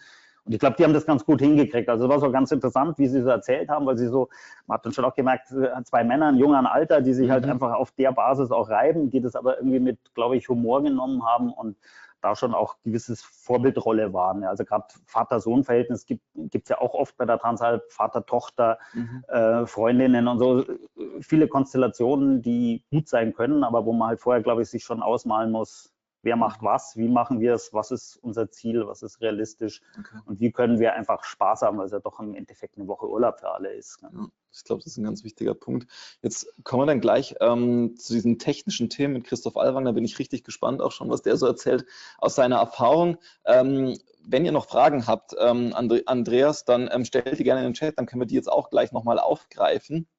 Und ansonsten, was mich noch interessieren würde, weil du hast es gerade schon gesagt, du hast natürlich auch journalistisch die Veranstaltung dann ja auch über die ganzen Jahre begleitet. Gibt es da abseits dieser Vater-Sohn-Geschichte irgendwie eine Geschichte, wo du sagst, okay, die war einfach sehr besonders, sehr einprägsam über die ganze Zeit hinweg? Also ich muss tatsächlich mal nachdenken, welche Geschichten ich alle hatte, aber es ist tatsächlich so, dass man viele auch zwischenmenschliche Geschichten irgendwie erfährt. Also ich weiß jetzt noch von einem amerikanischen Unternehmer, der mit seiner Tochter unbedingt fahren wollte, die noch nie in den Alpen waren, also eher schon, sie nicht. Und die sich da mitnehmen lassen, die das aber sehr entspannt, glaube ich, und er hat das wirklich wie so ein alter Löwe gehandelt, ja, dass er so aufgepasst hat, dass in den Abfahrten niemand seiner Tochter zu nahe kommt und so. Also ich war nie dabei, habe es nicht gesehen, aber er hat das so bildlich geschildert. Und so gibt es, glaube ich, viele so kleine Geschichten, die man erlebt. Umgekehrt auch auf der ersten Transat. Ich weiß noch, dass da die Führenden in irgendeiner Abfahrt fürchterlich gestürzt sind. Und ich wäre in dieser Kurve auch beinahe rausgeflogen. Ich kann mich noch an den Schrei von meinem Partner erinnern, weil der so gedacht hat, das packen wir jetzt nicht mehr. Und wenn du dann jemand anderen siehst, der so völlig eingewickelt am nächsten Tag dieses Rennen wieder fährt, das ist natürlich schon auch Tour de France und natürlich umgekehrt auch so dieses Bild, man kann sich da durchbeißen. Wie weit man da geht, muss jeder für sich selber einschätzen, aber da gibt es viele prägende Erlebnisse, die einem so eigentlich bleiben, also von Scheitern und irgendwie auch sich selbst besiegen. Jetzt vielleicht so als letzte Frage, weil das finde ich immer einen ganz spannenden Punkt, gerade wenn man so lange am Stück und auch so intensiv unterwegs ist, dann taucht man ja doch sehr, sehr stark ein. Wie komme ich denn da auch ein Stück weit wieder gut raus? Also das ist ja schon, ich bin 7 Tage irgendwie hochleistungsmäßig unterwegs mit meinem Partner zusammen und danach kommt halt doch wieder normales Leben irgendwie und du sagst selber, du kommst ja vom Langstreckenlauf, da kennt man das ja auch, dass man so einen leichten Blues danach irgendwie hat zum Teil. Wie war das bei dir und wie bist du damit umgegangen? Also ich persönlich glaube, ich habe jetzt noch kein posttraumatisches Belastungssyndrom gehabt nach einer Transalp, sondern eher, ich kann mich noch erinnern, dass ich irgendwann, ich bin mal mit einem deutlich stärkeren Partner die Transalp gefahren, also der wirklich so das Potenzial hatte, bergauf so mit den Besten wirklich mitzufahren und das war für mich natürlich die Hölle, weil der spielt sich, der führt mit allen außenrum eine Unterhaltung und ich beiße in den Lenker. Und da weiß ich noch, dass ich hinter meine Mutter hatte immer so kurz nach der Transalp Geburtstag und dann sind wir auf irgendeinen Berg gegangen und ich glaube, ich bin mitten im Gespräch einfach eingeschlafen. Das heißt, man ist einfach müde, man ist leer und ich glaube, jeder ist froh, das kennen, glaube ich, auch die Profis von der Tour de France, ja, wenn es da mal rum ist, also man ist dann wirklich erstmal bedient und wenn man 2, 3 Tage mal wirklich gar nichts macht, schadet einem das nicht und das hat mir jetzt ehrlich gesagt auch nie wehgetan. Wenn es vorbei war, es ist ja auch oft schön dann zu sehen, es gibt ja, ich weiß nicht, ob es das aktuell noch gibt, aber früher gab es immer diese Abschlussfete, wo erstaunlicherweise immer wenig Leute sind, aber wo es nochmal richtig abgeht und wo dann erstaunlicherweise die Besten im Rennen oft auch noch die sind, die am längsten auf der Tanzfläche sind. Von daher, man freut sich eigentlich wirklich, man hat es geschafft. Also ich glaube, in der Regel ist es positiv. Und sind dann so die Tage, wo man, glaube ich, am Montag dann auch ganz gerne ins Büro geht, weil so ein weicher Bürostuhl kann schon was haben nach der Woche. Das glaube ich. Super. Andreas, vielen, vielen Dank. Ich weiß nicht, haben wir Fragen im Chat? Nicht? Dann, Andreas, vielen Dank für deine Zeit, für die Erzählung, wo du uns nochmal mitgenommen hast, auch so ein bisschen so eine Zeitreise nochmal und in so ein emotionales Auf und Ab, was die Partnergeschichten anbelangt. Super spannend. Danke dir. Und jetzt freuen wir uns dann auf Christoph Alwang, der uns so diesen ganzen technischen Part nochmal mitgeben wird. Und den muss ich gleich mal fragen, ob der auch sagen würde, dass man so die Ersatzteile zu Hause lassen kann. Danke dir, Andreas.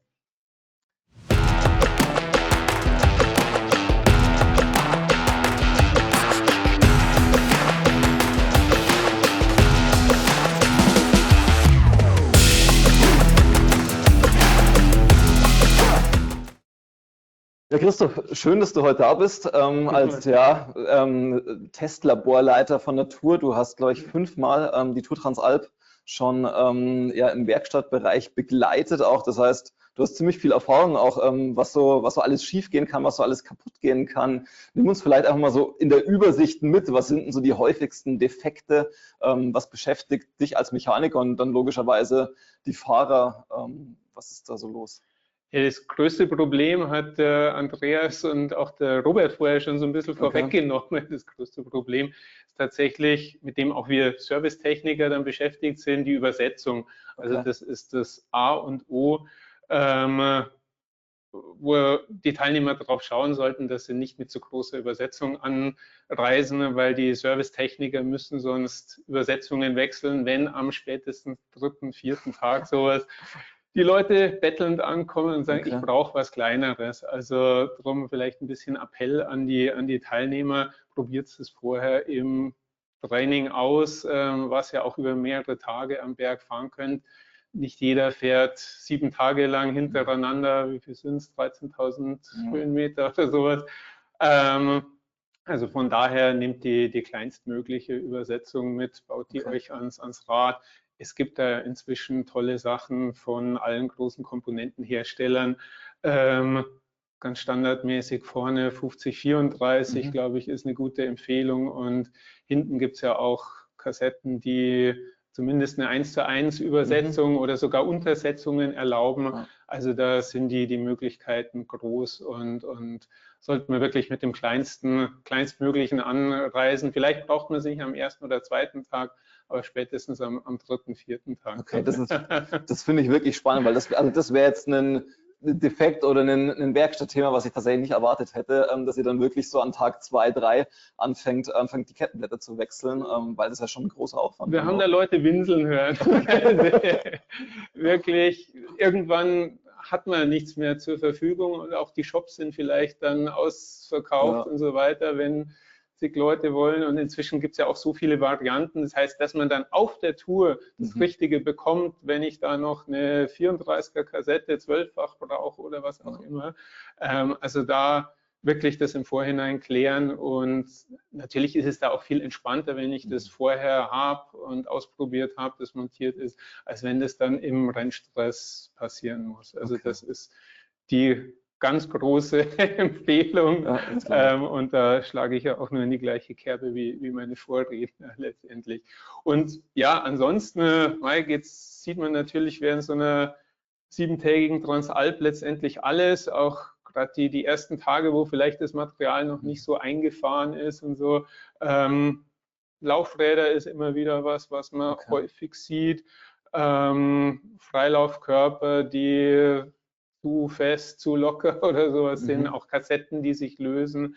Das sind alles Sachen, die man sieht. Und dann leider auch natürlich sturzbedingt alles, was da passieren kann.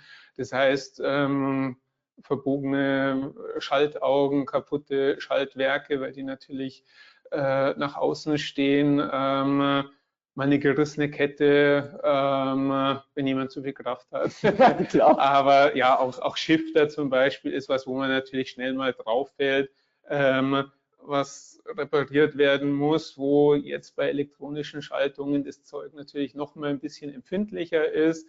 Weil du gerade elektronische Schaltungen sagst, da muss ich wahrscheinlich schon auch drauf achten, oder, dass ich quasi wirklich mit ordentlich geladenem Akku in die Veranstaltung reingehe, weil 7 Tage, ganzen Tag fahren, wenn der nur zur Hälfte geladen ist, kann das auch schwierig werden wahrscheinlich. Genau, und es sind einfach, man ist am Berg, es sind viele Schaltvorgänge, das heißt, der Akku wird natürlich auch belastet. Also von dem her nicht nur mit geladenem Akku hinkommen, sondern auch das Ladegerät nicht vergessen. Also dass man das auch in der Tagesroutine hat, spätestens jeden 2. Tag das nochmal ans Ladegerät zu hängen, dass man nicht irgendwann ein Single Speed dann hat. Ja, das stimmt, da wird es irgendwann schwierig.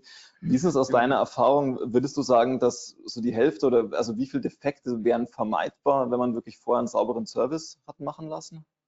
Oder sind es wirklich dann viele sturzbedingte Geschichten? Sehr viele. Also kann da nur immer wieder appellieren. Es ist ja ein Event, was man nur einmal im Jahr macht, was bei den meisten, nehme ich mal an, der Jahreshöhepunkt ist. Vielleicht macht man es auch nur einmal im Leben. Insofern ist einfach die Vorbereitung dafür das A und O. Und so wie der Robert auch vorher erzählt hat, dass man sich selber natürlich vorbereitet und selber in bestmöglichem Shape da anreist. Genau das Gleiche kann man fürs Rad letztendlich auch sagen. Also gibt es da euch entweder selber Mühe oder investiert ein bisschen was beim Radhändler, meldet das früh genug an, dass auch das Rad wirklich in bestmöglicher Form da am Start steht. Und ja, man weiß meistens selbst am besten, wo es hakt, wo man besonders schauen muss. Aber ich sage jetzt mal, das ist kein Luxus, sich für eine Transalp zumindest eine neue Kette, eventuell ein neues Ritzelpaket,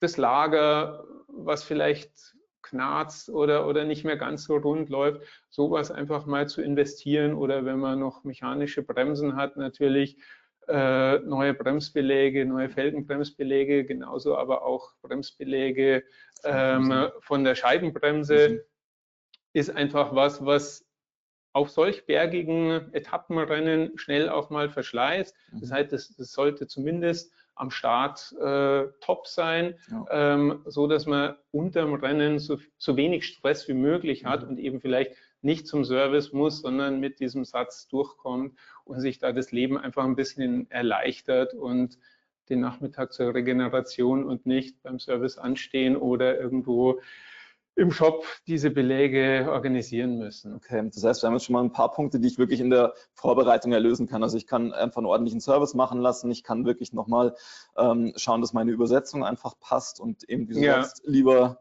eine Nummer kleiner als zu groß dann wählen.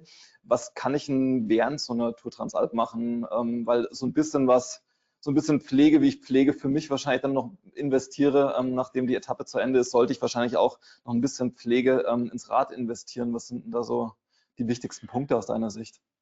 Ja, einfach eine ganz normale Routine. Also letztendlich ein Routine-Check, und dazu gehört einfach, dass ich zum einen mal ein bisschen sauber mache. Es gibt, wie wir gehört haben, auch mal Regenetappen und Schlechtwetteretappen, und an einem sauberen Rad sehe ich natürlich und erkenne ich auch Defekte eventuell schneller. Das heißt, routinemäßig täglich die Reifen durchsuchen, ob da Schnitte drin sind, ob da irgendwo sich ein Fremdkörper in den Reifen rein gebohrt hat. Natürlich auch den Luftdruck checken, gehört auch dazu. Gerade jetzt bei Tubeless-Reifen halten die Luft nicht mehr ganz so lang wie Reifen mit Schlauch.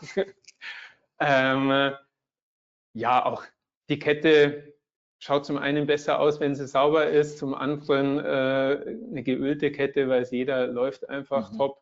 Auch das sollte der tägliche Routine-Check sein. Schauen, ob sich nicht irgendwo eine Schraube gelöst hat, wieder Stromthema, schauen, dass der Akku geladen ist. Ja, einfach so einen Rundgang ums Rad machen und das wirklich nach dem Rennen essen, hinlegen, sich schlafen und dann aber auch mal so eine halbe Stunde bis Stunde Materialpflege einfach einplanen, dass man das macht. Dazu auch eben einen Lappen, vielleicht irgendein Reinigungsmittel, Schmiermittel und sowas. Das sollte man selber dabei haben. Da sollte man jetzt nicht die Service Crew damit belasten, weil das sind Hunderte von Teilnehmern, das kriegen die sowieso nicht durch. Also von daher einfach sowas auch vorher vielleicht mal zu Hause im Trainingslager diese Routine üben, und in der Tour stehen immer wieder gute Techniktipps drin. Also auch da vielleicht mal vorher reinschauen und sich sowas ein bisschen anlernen und schauen, was da Sinn macht.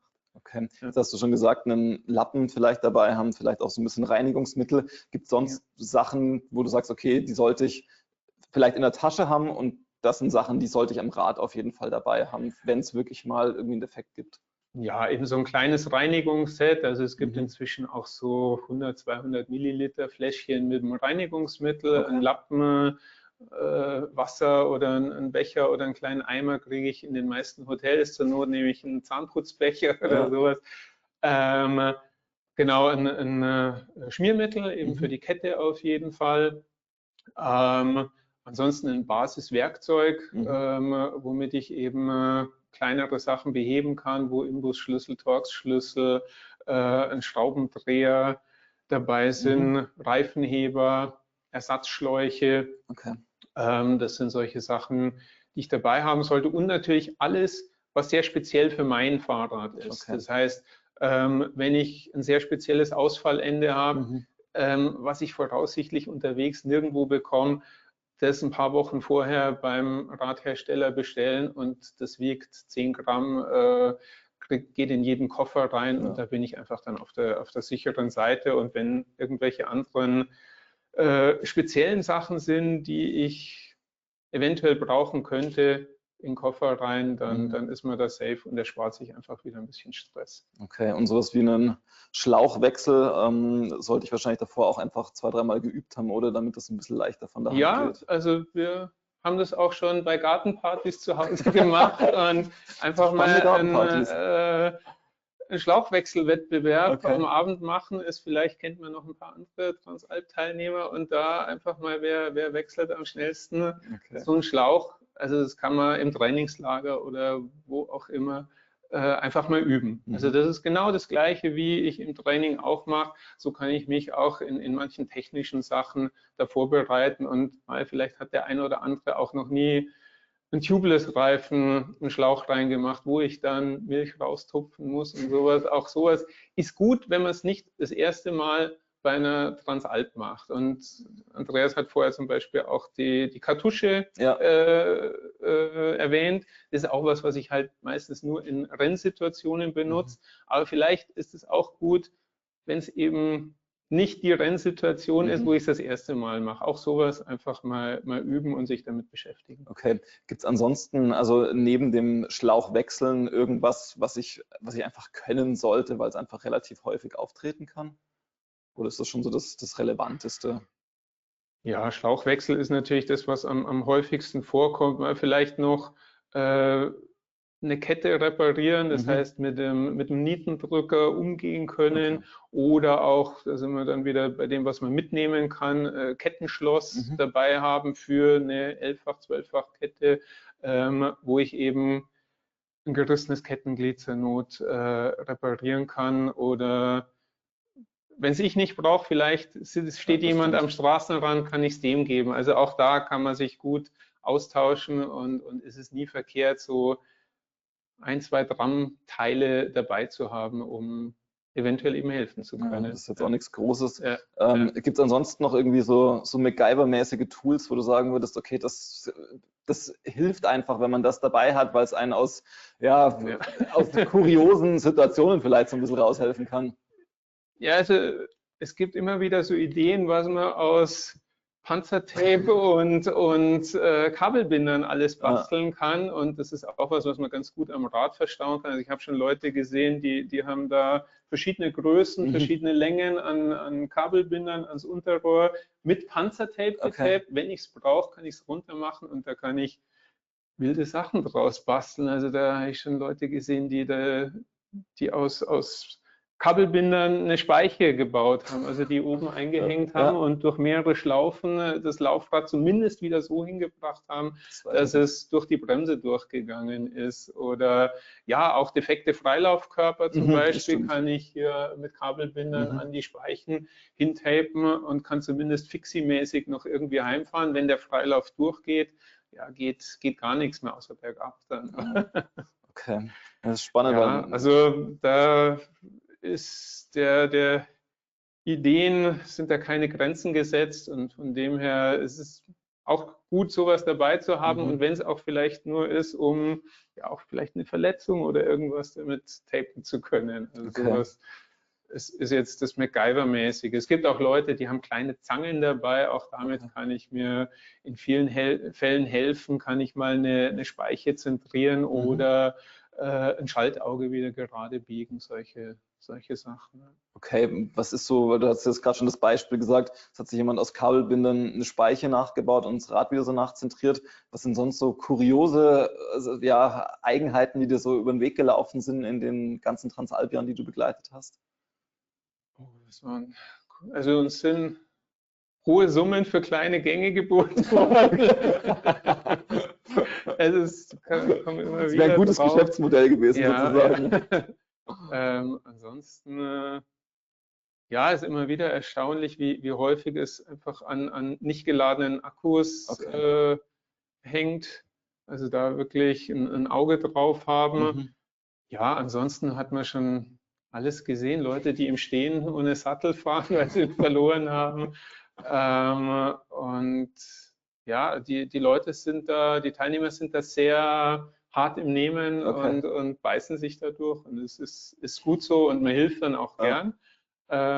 Genau, vielleicht haben die Tipps ein bisschen dazu beigetragen, dass der Service, die Service-Crew, die ja immer dabei ist und da immer eigentlich voll ausgelastet ist, sich wirklich um die ganz wichtigen Sachen kümmern kann und vielleicht auch einigen es ermöglichen kann, am nächsten Tag weiterzufahren und sich dann nicht um Kleinigkeiten kümmern muss. Und deshalb, ja, einfach Appell an die Teilnehmer, lernt vorher ein bisschen Technik und kümmert euch um euer Material, sodass das genauso fit am Start steht wie ihr. Ja, danke. Ja. Finde ich einen ganz spannenden Tipp, wirklich in diese Vorbereitung nochmal reinzugehen. Also wie wir es im Training haben, wie wir es jetzt irgendwie bei Andreas gesehen haben mit der Kommunikation. Das ist das Gleiche fürs Rad auch gilt. Also einerseits sich so ein bisschen zu trainieren, dass ich damit umgehen kann, aber andererseits das Rad eben auch in den Service zu geben, um da schon mal viele Sachen wegzunehmen. Jetzt wieder die Frage, haben wir technische Fragen noch? Welches Felgenprofil oder welche Felgenhöhe würdest du empfehlen? Welche Felgenhöhe würde ich empfehlen? Ja, nachdem es doch sehr, sehr berglastig ist, glaube ich, muss man jetzt keine besonders hohe, die jetzt höher als 50 oder 60 Millimeter sowas ist, weil man natürlich einfach Gewicht spart und ansonsten natürlich auch relativ viel im Feld gefahren wird. Deshalb ist der Aerodynamik-Faktor nicht ganz so hoch wie jetzt beim flacheren Rennen. Also da habe ich eher den Vorteil von leichterem Gewicht bei eher flachen Felgen. Also da sind wir dann irgendwo bei 30, 40 Millimeter, glaube ich, ist da ein sehr, sehr guter Kompromiss. Und ja, dann natürlich relativ leicht und geht ja inzwischen fast mehr um die Felgenbreite. Und auch da ist natürlich einfach der gute Kompromiss, wo ich möglichst harmonisch eine 28, 30 Millimeter Reifen drauf bekomme, mit dem ich schön viel Grip in den Kurven habe, weil wir haben Serpentinen. Aber da bin ich natürlich auch im Flachen noch ausreichend schnell genug.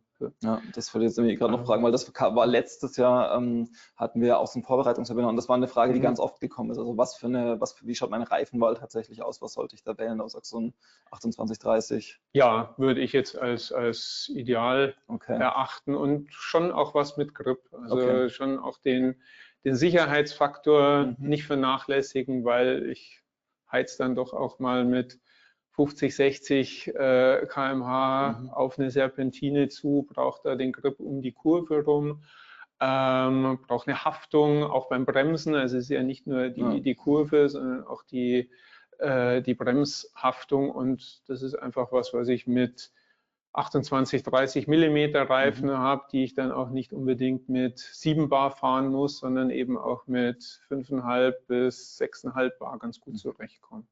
Das wäre so meine Empfehlung. Super. Dann. Die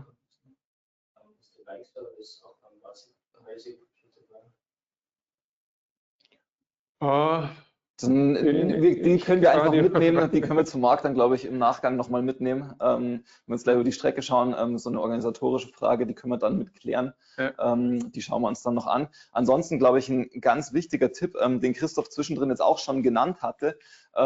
Es gibt einfach in den Tourmagazinen gibt es ganz viele unterschiedliche Werkstattthemen. Es gibt Trainingsthemen. Also da kann man auf jeden Fall immer noch mal reinschauen, auch bei der Online-Präsenz. Also auf tourmagazin.de kann man wirklich noch mal gucken, dass man zu den unterschiedlichen Themen einfach entsprechend was findet, um sich da besser vorbereiten zu können und wirklich noch mal ins Training gehen zu können, weil an sich ist ja alles da. Das ist ja euer täglich Brot, mit dem ihr euch auch beschäftigt in ganz unterschiedlichen Bereichen. Ja. Nicht nur das Magazin, auch Bücher. Genau. Selber vor 2 Jahren ein Buch rausgebracht, sind auch ganz nützliche Tipps drin. Also da, glaube ich, kann man durchaus was rausziehen, was einem auch auf so einer Transalp weiterbringt. Okay, super. Wir haben noch was. Dann danke dir erstmal, Christoph, für deine Zeit. Das war wirklich nochmal so ein spannender Blick und auch so ein bisschen so in dieses Kuriositätenkabinett, was man so machen kann. Und wie gesagt, für mich ganz spannend, was wirklich so der häufigste Wunsch ist, der an euch da herangetragen wird. Und da wirklich der Appell, also lieber ein bisschen kleiner, Und jetzt haben wir noch mal so eine ganz kurze Umfrage für euch, weil es uns natürlich total interessieren würde, wer ist denn jetzt schon für dieses Jahr für die Tour Transalp angemeldet? Und im Nachgang nach der Umfrage kommt Marc Schneider, der Streckenchef, und dann können wir hoffentlich noch mal so für alle die sich noch nicht final entschieden haben, so das Zünglein an der Waage sein, wenn wir uns die Strecke näher anschauen und nochmal gucken, was sind so die unterschiedlichen Tageshighlights auch. Christoph, dir vielen Dank. Gerne.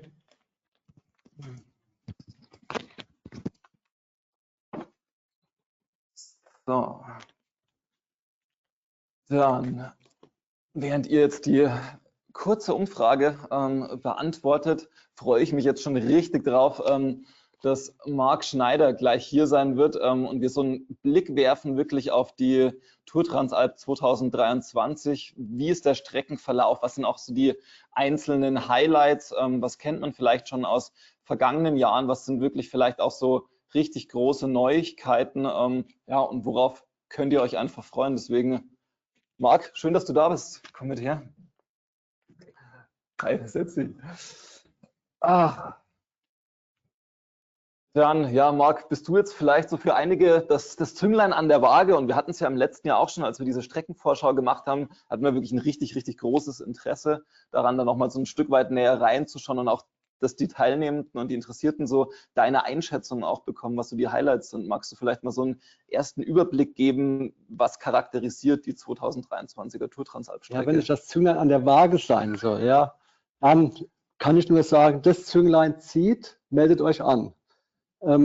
Was Andreas auch so rübergebracht hat, vorhin bei seinem Part, diese Emotionen, die man erlebt, die sind ja nicht nur sozial, die sind ja auch kulturell, die sind sportlich, landschaftlich und diese Mischung ist gigantisch und dieses Jahr bei der Strecke auch wieder voll abgebildet. Wir bieten alles, was die Alpen zu bieten haben, kulturell und optisch und alles, was da ist, kulinarisch, dann danach, alles da. Und dieser tolle Mix, der macht so viel Lust, daran teilzunehmen, dass man sich jetzt einfach auf die Hinterbeine setzen muss und sagen muss, ja, ich mach's. Ich habe hier den Robert gehört, der gesagt hat, wie es geht. Ja, ich kann euch nur Lust machen, ja, aber Robert hat gesagt, wie es geht, euch vorzubereiten. Christoph hat gesagt, wie das Bike da zu stehen hat, das Radl, und dann mitmachen. Die Erlebnisse sind gigantisch. Wir haben eine wunderschön abgemischte Strecke wieder. Von Osttirol geht's los, geht durch das Trentino, durch die schönsten Pässe der Dolomiten. Es geht nach Kaltern ins Etschtal, wo die Weinreben wachsen. Wir kommen von den Prosecco-Reben, also wahnsinnige landschaftliche Wechsel und fahren an den Gardasee. Wir haben wirklich unheimlich einzelne Tage, die wie eine kleine Transalp in sich sind, wo man von dem Bergort vor den 3000 Meter hohen Spitzen der Dolomiten da das Beispiel genannt, zu den Prosecco-Reben kommt. Die Highlights sind ganz klar Zentrum, die Dolomiten sehr früh dran dieses Jahr, schon an Tag 2. Die Lienzer Dolomiten, auch Dolomitengebirge, schon an Tag 1 mit dem ganz neuen Pass, dem Staller Sattel, der noch nie in 20 Jahren Tour Transalp dabei war. Dann kommen absolute Klassiker, war natürlich schon mal dabei, aber so ein Passo Ciao kannst du jedes Jahr fahren und er wird nicht langweilig, ist einfach wunderschön. Wir haben drin den Mangenpass, ja, ein sehr anspruchsvoller, aber auch wunderschöner Pass. Wir haben wieder mal drin, seit Jahren nicht mehr in dieser Richtung gefahren, den Mendelpass von Kaltern, der hinauf einfach ein Traum ist, weil man die Zeit hat, berghoch auch diesen Traumblick über den Kalterer See in das Etschtal zu genießen. Andersrum, im Abfahrtsmodus ist die Straße eng, da muss man natürlich sehr schauen, aber wenn man hochfährt, hat man den vollen Genuss von dem Pass. Also es ist wirklich sehr viel drin, unheimlich abwechslungsreich und macht von allem, was man erlebt, von dem gesamten Erlebnis sicherlich eine ganze Menge Spaß. Ja, das kann ich mir vorstellen. Lass uns vielleicht wirklich mal so direkt mit Tag 1 einfach einsteigen.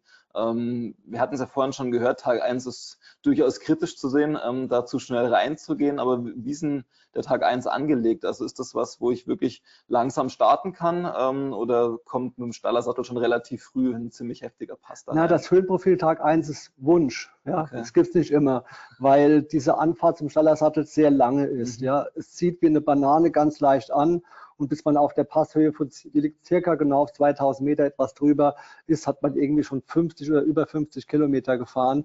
Auf diese Kilometer ist dieser Anstieg verteilt. Also deswegen wäre schön, wenn es immer so wäre, dass man mit Tag 1 genüsslich anziehen kann mit der Steigung, nicht gleich sofort 10% hochballern muss, was natürlich immer davon abhängt, wo der Etappen- oder der Startort liegt. Ja. Aber, Andreas hat es gesagt, man ist auch bei 3 bis 4% Steigung nicht davor gefeit, dass da ein paar Ochsen richtig reinknallen und man dranbleiben will. Also ist nicht gesagt, aber rein von der Anlage, vom Höhenprofil ist der Tag 1 sehr verträglich. Okay, das heißt, es ist wirklich ein gutes Profil, um sich so ein bisschen zurückzuhalten, um reinzukommen, auch richtig. Wie geht es dann weiter? Also wir haben ja schon gehört, dann sind wir quasi nach den Lienzer Dolomiten, sind wir dann in Südtiroler Dolomiten. Genau, Südtirol, Trentiner Dolomiten, das ist die Königsetappe mit allen Werten, die man messen kann. Okay. Rein mathematisch die Königsetappe, rein optisch die Königsetappe. Okay. Wir haben Blick in die 3 Zinnen mit die berühmtesten Dolomitenberge, Blick auf Monte Chistrallo, Monte Pelmo sehen wir. Wir sehen die Cinque Terre, also wir sehen wirklich alles. Und Cinque Torri ist am Meer. Wir sehen vom Passo Ciao sehen wir die Civetta rein. Also vom Optischen ist es wirklich traumhaft und ja, es ist sehr, sehr viel geboten am Tag 2. Die Muskeln müssen es schaffen, ja. Aber ich schreibe ja so gerne oder sage so gerne, dass die optische Reizüberflutung fast schlimmer ist als die muskuläre. Okay, aber das bedeutet auch, ich sollte den ersten Tag wirklich vielleicht nicht zu schnell angehen, damit ich am zweiten Tag noch genug Energie habe, um dieses landschaftliche Highlight auch wirklich genießen zu können. Ja. Wobei auch am Tag 2 gilt, dass der Pass nicht gleich am Anfang kommt. Also man kommt auch ganz gut rein, die Beine werden warm, bevor die Wattzahlen höher werden. Okay, dann wie geht's weiter? Nach dieser Königsetappe haben wir da so ein bisschen Zeit, uns auszuruhen oder wie hast du den weiteren Die dritte Etappe ist von den Höhenmetern nicht ganz so streng, aber der Monte Grappa steht an und der Grappa von hinten ist rampenverseucht. Das muss man sich schon klar machen, da zählen nicht allein die Höhenmeter. Der Grappa, der zweite Teil dieser Etappe hat, glaube ich, aus dem Bauch ca. 1700, bis man oben ist. Okay. So ein bisschen stufig. Und muss da bewusst sein, dass da, glaube ich, Anstiege bis zu 17% drin sind teilweise. Und dann kommen die Leute und geben 1.000 Euro fürs richtige Ritzel aus. Ja. Also, oder verfluchen ihren zu großen Gang. Das ist dann der Fall. Also schon vorbereitet sein. Das zeigt dann schon mal, dass man für den Transalp auch nicht nur Ausdauer, sondern auch Kraftausdauer braucht, dass die Beine auch längere oder härtere Anstiege aushalten müssen. Aber wie gesagt, gut vorbereitet funktioniert es mit einer guten Einteilung, wenn man alles beherzigt, was wir heute gehört haben. Kleine Gangwahl im Vorfeld, gutes Einteilen der Kraft ist es zu schaffen. Ja? Das Einzige, die große Gefahr, wurde vorhin schon oft genannt, ist einfach, sich selbst zu überfordern und dann wird es nichts. Aber schaffbar ist es ganz sicher. Okay, und Tag 4 haben wir dann Etschtal oder wie geht's? Nee, Tag 4 geht eigentlich dann in ost-westlicher Richtung vom Monte Grappa, von Füßen des Monte Grappa auf die Hochebene von Folgaria. Eine ganz spannende Etappe, weil auch dieser landschaftliche Wechsel wieder immens ist, weil wir auf dieses Hochplateau fahren. Das ist ganz anders als die Dolomitenberge. Okay. Das ist auf ca. 1000 bis 1500 Meter hochgelegenes Wiesen, Bauern, Acker- und Almland und gibt mir eine ganz andere Optik her. Man muss sich einmal da hochkurbeln auf dieses Plateau und dann geht es dahin. Viele, viele Kilometer ist die längste Etappe von den Kilometern. Ja. Aber auch da, wie gesagt, es ist machbar. Da sind keine sehr, sehr schlimmen Anstiege drin. Da macht es die Länge, es sind über 140 Kilometer, wo man wirklich dann auch dieses Thema, ich brauche die lang anhaltende Ausdauer dafür, das muss man mitnehmen und dann gut schaffbar. Okay, alles klar. Von Folgaria geht's nach Kaltern. Dann kommt ein Brett. Ja. Also ich glaube, der Mangen ist der anspruchsvollste Pass der Woche. Ja. Glauben. Ich sag mal, es ist der anspruchsvollste Pass der Woche. Einer der faszinierendsten, aber ja, er zieht an den Körnern. Die Etappe hat über 3000 Höhenmeter und der Mangen selbst mit so einem Zwischenabstieg, ich glaube, es sind dann 1700, 1800, ich weiß nicht genau, aber es ist ein satter Anstieg an Tag 5, wo genau das gilt, was wir gehört haben. Vorbereitet sein für 7 Tage, nicht bloß für 3. Und der ist nochmal richtig wertig. Ja. Okay, aber geht dann bis auf diese Zwischenabfahrt stetig dahin oder hat er schon auch so ein paar kleine fiese Rampen in petto? Nee, nicht Rampen, aber er zieht so bananenmäßig leicht an gegen Ende. Ja. Keine Rampen, aber er wird leicht steiler, ist nicht brutal steil, aber man merkt natürlich schon, wenn man so viel in den Beinen hat, wenn es dann steiler wird am Ende, jedes Grad mehr, jedes Prozent mehr, macht schon viel aus. Okay, und dann sind wir in Kaltern, können uns wahrscheinlich, also können die Weinreben zumindest anschauen und auf die Art und Weise genießen und vielleicht auf der Rückfahrt nochmal mitnehmen. Dort dann Mendelpass. Ja, wie gesagt, vorhin schon mal schön wieder von der Seite hochzufahren, echt wunderschöner Anstieg. Ganz, ganz beliebt, der Hausberg von Kaltern. Gibt es auch hier autofreie Tage, wo viele Radler, nicht nur Rennradler, hochradeln. Und dann kommen wir ins Nonstal, die größte Apfelkammer des Trentino, fahren an der Ostflanke zum Passo Bredaia, der ist neu, und kommen dann wieder runter ins Etschtal, rollen im Etschtal bis Trento, um so einen kleinen Passübergang ins Valle dei Laghi zu machen. Ganz neuer Etappenort am Lago di Terlago, das liegt, wenn man vom Gardasee die Straße Richtung Trento fährt, da liegt das da oben, ein kleines Naherholungsrevier, auch von der Stadt, von den Trentinern und schön gelegen am Seeufer ist das Ziel dann der 6. Etappe. Okay, und von dort ist es ein Reinrollen ans nördliche Gardaseeufer oder? Ja, wir sind hinter Vorzig-Dreckig und gemein am letzten Tag. Aber ich muss es sagen, ganz alleine schuld bin ich nicht dran. Wir mussten nämlich den Etappenort wechseln. Comano Terme war geplant, ist uns aber dann tatsächlich noch im letzten Jahr ein Event reingerauscht, die nationalen Radmeisterschaften von Italien, hochkarätiges Event. Und wir mussten weichen. Der Tourismusverband Garda Trentino hat uns sehr unterstützt mit der Suche eines neuen Ortes. Hat aber die Konsequenz, Polizei im Hintergrund, dass diese ganzen Gebiete durch diese Radmeisterschaft so geblockt sind, dass wir etwas weg müssen. Auf eine wunderschöne Strecke, diesen Berg, der das Etschtal vom Gardasee trennt und das Sarakatal. Aber es kommen halt am Ende nochmal über 2400 Höhenmeter zusammen. Wunschdenken für eine Schlussetappe ist so 2000, sind halt mal 500 mehr geworden. Aber man muss sagen, auch diese Etappe ist wunderschön, ein Genuss, landschaftlich und halt sportlich am letzten Tag nochmal eine Herausforderung. Es sind 90 Kilometer, jeder ein bisschen Mathematik kann. Wenn ich 90 Kilometer habe und verteile 2500 Höhenmeter drauf, ist da nicht viel Geplänkel drin. Okay. Wie ist dann so die letzte Abfahrt? Von wo kommen wir da? Vom Passo Santa Barbara, die kleine Passstraße vom Santa Barbara hin und dann nach Arco. Okay, und da kommen wir dann gemütlich an und dann steht noch, wir haben es vorhin gehört, so eine kleine Feier am Schluss, die sich durchaus lohnt. Aber dann haben wir wirklich also zwei komplett neue Pässe, wenn ich es jetzt richtig verstanden habe. Also da wirklich nochmal Highlights, dann Dolomiten ab Tag 2 schon, was ja wirklich also super spannend ist. Auch Lienz als Startort ist natürlich, also finde ich immer wieder wahnsinnig schön, in Lienz anzukommen, da am Marktplatz zu stehen, mich umzuschauen und diese riesigen 3000er drumherum. Das ist natürlich schon auch ein majestätischer Startpunkt und zum Stallersattel auch wunderschön. Also ja, sehr, sehr spannend, also landschaftlich sehr spannend, sehr unterschiedlich auch einfach wieder, was da machbar ist auf so einer Transalp. Ja, das macht's aus. Wirklich das Erlebnis. Die Beine müssen es schaffen, aber das Erlebnis ist durch diesen wahnsinnigen Wechsel der Eindrücke aus allen Richtungen doch wirklich wertvoll, sehr, sehr wertvoll. Und deswegen sage ich, wenn es das Zünglein an der Waage ist, wiederhole mich nochmal, macht's. Ja. Das Erlebnis ist unbezahlbar und auch wenn ihr es langsam schafft, es kommt ja nicht auf das Tempo an. Wir sind auch nicht sehr streng bei den Zielschlusszeiten, weil wir natürlich keinen am zweiten Tag rausschmeißen wollen, weil er etwas langsamer unterwegs ist. Es ist ja kein Tagesmarathon, da kann es eher verkraften. Also wir sind da sehr fair, bitten aber alle darum, sich doch gut vorzubereiten. Ja, also was wir ungern mögen, ist, wenn wir merken, dass Teilnehmer oder Teilnehmerinnen einfach schlecht vorbereitet kommen.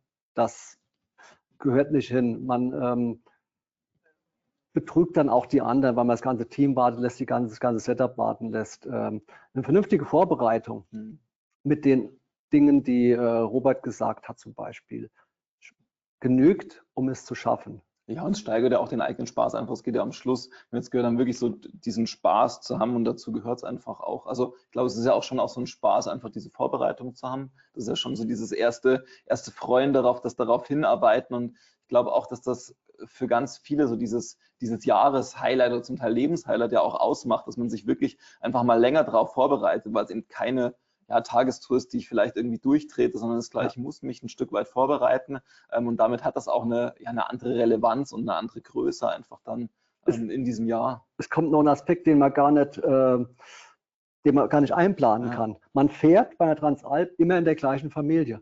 Es gibt einfach eine Horde, die ist genauso schnell wie du. Ja. Die lernst die Leute kennen. Der eine ist mal ein bisschen langsamer, andere, man sieht immer die gleichen Leute und es entsteht ein wahnsinniges Miteinander und ein Helfen untereinander, auch Motivieren untereinander, was dich über die Berge zieht. Das hilft einfach.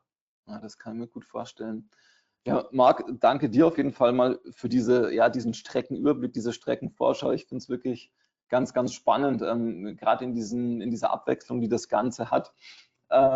Bevor wir jetzt so zum Schluss nochmal wirklich so zusammenfassend in ganz unterschiedliche Fragen reingehen, weil wir werden uns sicherlich noch die eine oder andere organisatorische Frage, vielleicht gibt es auch noch Fragen zur Strecke, die schauen wir uns gleich an. Was wir jetzt noch haben, weil es für uns, fürs Tourmagazin, für uns ein ganz spannendes Thema ist, wieso das Interesse ist, andere Webinarformate vielleicht auch wahrzunehmen, also ob das Produktneuheiten sind, ob das Werkstatttipps sind, ob das Trainingsvorbereitung ist. Also sowas auch in Form von einem Webinar nochmal mitzubekommen. Der hat nochmal eine kleine Umfrage für euch und würden dann zum Abschluss nochmal in die einzelnen Fragen gehen, die sich euch noch so stellen. Genau, Tobi startet uns jetzt die Umfrage und dann, wer mit der Umfrage schon fertig ist, noch Fragen hat, stellt die uns gern schon mal in den Chat rein, dann können wir die mitnehmen und zum Abschluss beantworten. Wir können vielleicht, während die Umfrage auch läuft, Marc, schon mal die Frage mit aufnehmen, die wir vorhin schon hatten. Wie ist das mit dem Bike Service? Ist der quasi in allen Paketen mit inkludiert, wenn ich die Tour Transalp buche, oder wie ist das? Ganz exakt weiß ich nicht, bin ich schlecht vorbereitet. Okay. Es gibt einen Bike Service für alle, ja. Aber es gibt aber auch andere Angebote, größere Pakete mit Deluxe Bike Service. Bitte mal auf die Homepage schauen, was genau angeboten wird. Aber da muss ich sagen, beim Standard-Service bitte auf das hören, was Christoph gesagt hat. Ja. Wer mit einem defekten Bike hinkommt, verursacht einfach Stau. Und man muss ja, wenn 50 Leute mit einem defekten Bike hinkommen, kann der Service nicht mehr arbeiten. Ja. Ja. Den Link zur Übersicht, den schicken wir euch im Nachgang dann einfach nochmal mit. Dann habt ihr da einfach wirklich nochmal den Blick drauf, wie das Ganze ausschaut. So, ich glaube, die Umfrage können wir jetzt dann beenden, oder? Und schauen uns dann mal an, was wir so an Fragen, an offenen Fragen noch haben, die wir jetzt gleich beantworten können. Wann kommen die finalen GPS-Tracks? Das stimmt, eine Frage, die wir auch letztes Jahr häufig hatten, also wann kommen die finalen GPS-Tracks, dass ich mir die quasi schon mal auf die Geräte ziehen kann? Circa eine Woche vorher, okay. Maximal 2. Ja. Das hängt natürlich auch am Genehmigungsprozess, dass wir erst teilweise recht spät wissen, ob alles wirklich steht, und keine falschen Daten rausgeben wollen. Okay, super, danke. Wird die Zeit teilweise schon vor der Ziellinie gestoppt? Vor der letzten Auffahrt? Ja, steht natürlich genau fest, wo. Wir haben noch eine Streckenbefahrung, aber ja. Wird es dann quasi mit den, so grob mit den GPS-Daten veröffentlicht oder macht ihr das dann quasi im Tagesbriefing, dass es dort entsprechend Nein, die Idee ist wie im letzten Jahr, dann nochmal vor der Transalp Filmprofile zu veröffentlichen auf tourtransalp.de, wo die Uhrensymbole, Timing-Symbole eingeblendet sind. Okay, alles klar. Wie läuft die Streckenführung während des Rennens? Sind die Strecken beschildert oder über Navigationsgerät? Die Strecken sind beschildert. Ja. Ich empfehle jedem, GPS mitzunehmen, weil es gab auch schon Schilderklau, selten. Bei der Bike-Transalp im Wald noch eher als auf der Straße, weil du musst ja am Auto anhalten, Wanderer können das sein oder umdrehen. Aber wir sind nicht gefeit davor. Ja. Es ist beschildert, gut beschildert, aber ein GPS-Track. Einfache Situation, du bist mal, ist kein Vorwurf, jeder Teilnehmer kann in der Woche mal ein paar Sekunden komplett durch sein und einfach halb blind. Das kommt vor im Sport. Und dann fährst du an einem Schild vorbei. und hängst in der Straße, die falsch ist, und wenn du einen GPS-Track hast, weißt du, du bist falsch. Ja. Sonst fährst du noch 2 Kilometer weiter, bis du merkst, oh, da ist was falsch. Okay. Mhm.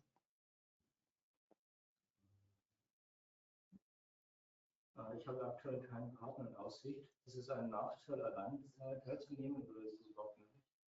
Ist es möglich? Wir haben Einzelstarter-Kategorie, Okay. macht genauso viel Spaß. Mhm. Wenn man kein Egoist ist, der nur sich sieht, sondern wenn man bereit ist, sich in dieser Familie aufnehmen zu lassen. Wie gesagt, du fährst immer in deiner Familie. Ja? Okay. Um dich rum sind fast immer die gleichen Leute und man kann natürlich auch Freundschaften schließen während der Woche. Also das macht Spaß. Wer einen Partner findet, ist ein tolles Erlebnis.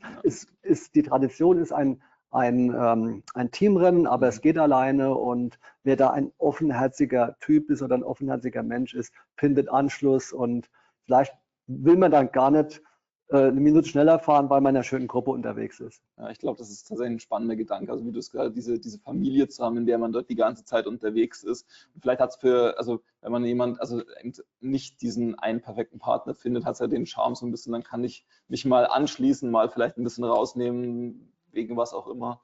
Aber das ist, glaube ich, ein ganz guter Tipp, wirklich so dieses Augenmerk auf die Familie und da so ein bisschen zu gucken, was da auch passieren und gehen kann. Mhm. Wie ist die Verpflegung während des Rennens organisiert? Genau, also Verpflegung hat man auch immer so als Fragestellung. Also werdet ihr auch wahrscheinlich mit den Höhenprofilen dann wieder veröffentlichen, oder dass man das sich im Vorfeld auch schon mal anschauen kann und eintakten kann. Aber gibt es so eine grobe Regel, wie das verteilt wird? Ja, grobe Regel, 2 Verpflegungsstellen bei, wenn es gut läuft, 40 und 70% der Strecke. Ja. Hängt davon ab, ob man am Straßenrand einen vernünftigen Platz findet. Ja? Eine Orga-Frage. Da gibt es genügend Bananen, ich glaube Kartoffeln haben wir da, dann die ISO-Getränke, Nüsse, Kuchen, alles Mögliche. Ganz gute Verpflegung, dennoch natürlich auch die Empfehlung, das eigene Zeug selbst dabei haben. Ich weiß nicht, was du an Gels verträgst. Wenn du mein Gelfutter hast, kann es sein, dass du nach 2 Stunden Bauchweh hast. Also von daher. Okay. Habt ihr Tipps zur Hotelsuche?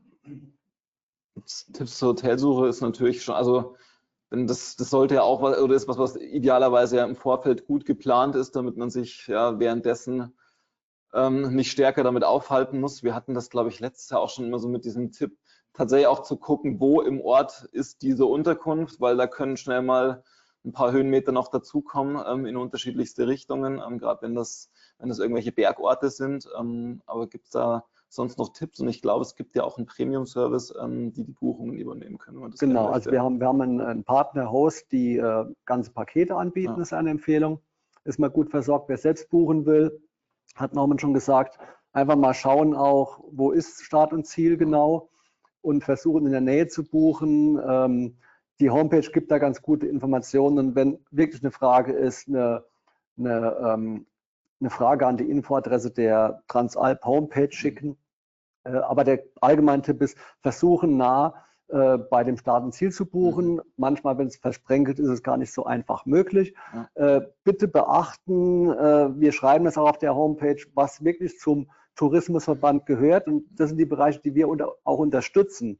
Wir hatten schon den Fall, dass Leute weit weg gebucht haben an einen Tourismusort über Booking.com, und dann können wir die eigentlich nicht mehr bedienen, weil auch unser Shuttle-System nur im Bereich des Tourismuspartners funktioniert. Ja, ist wahrscheinlich auch ein ganz guter Tipp. Also die Tourismusverbände wissen ja auch, dass die Veranstaltungen, das sind ja ganz enge Partnerschaften, und auch die sind ja darauf eingestellt, dass man da einfach mal anrufen kann, sich beraten lassen kann, wo eine passende und vor allem freie Unterkunft noch ist. Das ist ja am Schluss, ist das bei vielen der Job auch, und da unterstützen wir wirklich gern. Also es sind ja alles sehr gastfreundliche Orte, die richtig Lust auf Rennradfahrer haben.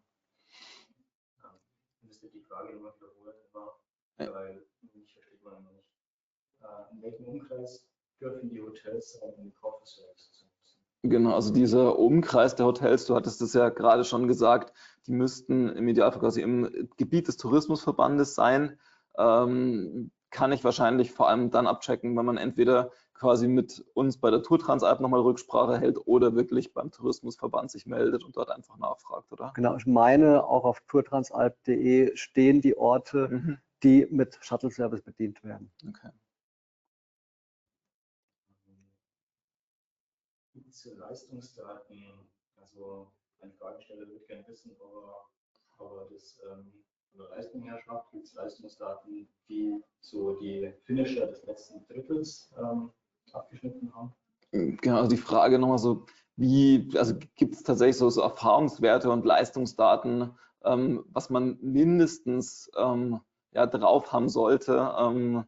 Im Grunde ist es so ein bisschen die Frage in Richtung Robert, so, also wo sollte der Schwellenwert sein, bei welcher Wattzahl wahrscheinlich, um da gut und sinnvoll durchzukommen? Habt ihr da irgendwie Erfahrungswerte?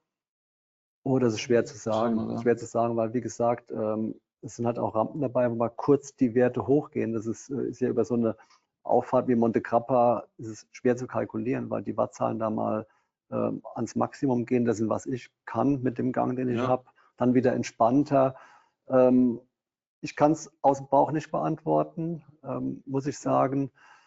Ich glaube aber an sich ist auch, also würde ich jetzt sagen, ist es ja ein guter Zeitpunkt. Also wir haben jetzt noch 4 Monate hin bis zur Tour Transalp. Das ist ein Zeitraum, in dem wir es jetzt auch von verschiedenen Seiten gehört haben. Da kann ich mich schon noch gut auftrainieren, um wirklich auf den Stand zu kommen. Und wenn ich jetzt so durchschnittlich meine 7 Stunden die Woche wirklich in ein halbwegs gezieltes Training investiere, dann habe ich am Schluss den Stand, um auch wirklich diese Tour Transalp gut und vor allem auch genussvoll durchstehen zu können. Mhm. Gibt es eine Webcast-Veranstaltung, sodass man sie nochmal anschauen kann? Ja, also die Frage nach der Live-Übertragung des Events, wir hatten es im Vorfeld immer schon mal gesprochen. Es wäre natürlich super spannend, aber wir haben auch gerade deine Streckenvorschau gehört, wo es so lang geht. Ist eher schwierig, oder? Ja, ist schwierig, auch über die Kilometer Live-Schaltung zu machen. Ja. Schaffen wir leider nicht, ist ein Traum, aber wir schaffen es leider nicht. Genau, also es wird eine Begleitung geben, es wird viel Bilder geben, es wird auf Social Media eine ganz enge Begleitung auch der Tour Transalp natürlich geben, aber das Ganze wirklich komplett live zu übertragen, ist einfach eine große Mammutaufgabe und ja auch in dem Gelände nur ganz schwer leistbar. Wie ist es mit den Nudelgratis oder Nudelgutscheinen? Gibt es da eine Abendveranstaltung?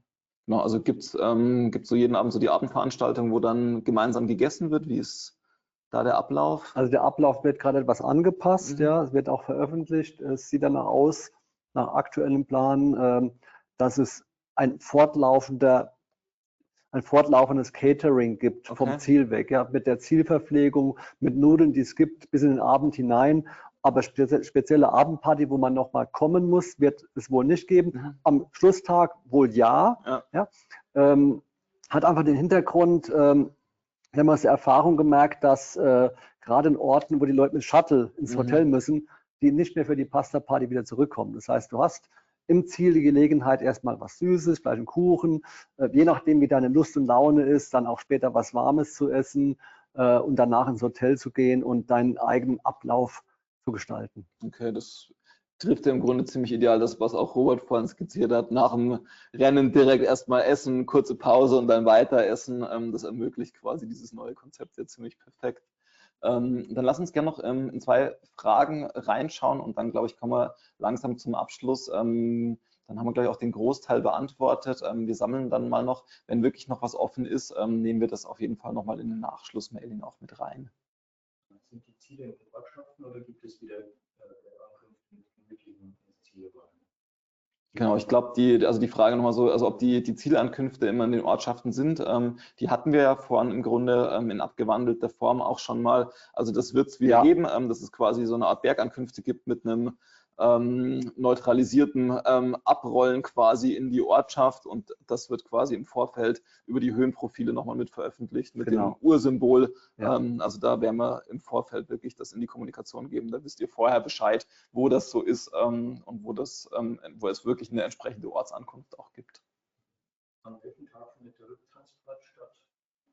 Also wann gibt es den Rücktransport? Sonntags morgens. Genau, das heißt quasi, man hat noch Zeit, die Abschlussfeier mitzunehmen, gemütlich anzukommen, wirklich das so für sich so ein bisschen sacken zu lassen und dann geht es am nächsten Morgen quasi gemeinsam zurück. Okay. Das ist doch ein sehr schöner Abschluss, diese Rückfahrt. Und ich glaube, von dem, was wir hier heute gehört haben, ist es wirklich ein wahnsinniges Highlight, so eine Tour Transalp auch mal gemacht zu haben. Es ist was durchaus machbar ist. Also wir hatten es gerade im Gespräch mit Thomas Musch ja auch gehört, der sagte, er sieht sich selber als einen maximal durchschnittlichen Fahrer und er hat wirklich richtig positive Erinnerungen daran. Bei allen anderen ist es auch so, kommt natürlich immer so ein bisschen drauf an, möchte ich es als sportliche große Herausforderung sehen und da auch wirklich in einem gewissen Feld mitfahren. Ist es für mich eher, ich fand den Begriff schön, ist es eher eine touristische Herangehensweise, also möchte ich diesen Landschafts- und Kulturgenuss, den du ja jetzt auch ganz stark skizziert hast, den ich immer wieder ganz spannend finde, weil er wirklich das, was man in den 7 Tage in den Alpen erlebt, einfach einem klar macht, es gibt nicht die Alpen, sondern es ist ein sehr, sehr diversifizierter Landschafts- und Kulturraum, den man dort erleben kann. Und es ist einfach am Schluss auch, es ist gut machbar mit einer entsprechenden Vorbereitung, die man in allen Bereichen haben sollte, also sowohl vom Training her, wie auch in der Partnerwahl und der Kommunikation, aber natürlich auch im Werkstattbereich, dass das einfach entsprechend passt. Und ich glaube, wir haben zum Abschluss jetzt wirklich nochmal gehört, es lohnt sich einfach. Also es lohnt sich auf emotionaler Ebene, es lohnt sich auf sportlicher Ebene und es lohnt sich einfach so als ein großes Gesamthighlight. Und im Grunde ist das, glaube ich, schon was man sich schon einfach mal so als Rennradfahrer mindestens einmal im Leben, vielleicht sogar einmal im Jahr einfach gönnen sollte, als wirklich ein Highlight, um das erlebt zu haben. Ja, wir freuen uns jetzt sehr, dass ihr so zahlreich teilgenommen habt, uns nochmal wirklich so die Fragen mit auf den Weg gegeben habt. Wir hoffen, wir konnten das soweit klären, konnten für euch nochmal auch so die letzten Zweifel aus dem Weg räumen und euch wirklich zeigen, dass es was ist, was gut machbar ist und was einfach ein großes Erlebnis, ein großes Highlight ist und freuen uns dann, euch entsprechend im Juni zahlreich am Start bei den einzelnen Etappen begrüßen zu dürfen. Für unser Team ist es immer schön, die Fotos zu machen, irgendwie in den Passankünften euch grinsen zu sehen und wirklich so dieses, wieder ein Pass geschafft und diesen Blick ins Tal dann zu haben. Also auch das, wir können es von der Warte total verstehen. Wir wünschen euch viel Spaß bei der Vorbereitung. Und wenn ihr Fragen habt, meldet euch einfach bei uns, können wir euch sicherlich weiterhelfen und schauen, dass das wirklich auch in der Vorbereitung, in der Anbahnung ein maximal gutes Erlebnis für euch wird. Und wir werden euch im Nachgang auch nochmal so ein paar Links mitschicken auf die Seiten vom Tourmagazin, wo ihr einfach noch ein paar mehr Tipps und Tricks bekommt zur Trainingsvorbereitung, zum Thema Ernährung, auch zum Thema Werkstatt. Und dann, wie gesagt, sehen wir uns spätestens am Start von der Tour Transalp 2023. Und jetzt haben wir nochmal so ein bisschen längeres Abschlussvideo, wo wir wirklich nochmal die Streckenvorschau auch im Detail haben schön visualisiert. Und wir verabschieden uns damit und wünschen euch viel Spaß bei diesen letzten 7 Minuten Eindrücken schon mal im Vorfeld der Tour Transalp 2023. Dankeschön und schönen Abend. 2023. Tour Transalp will return to the most epic places in its history. Yet there's much more to discover. New mountain roads to be conquered, passes to overcome that we have never ridden before.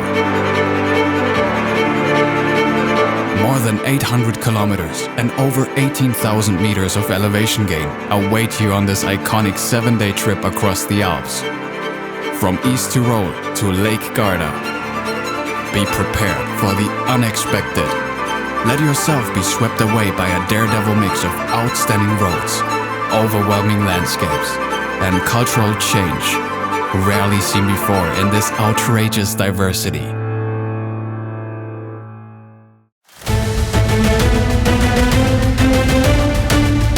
On the first day we celebrate a double premiere.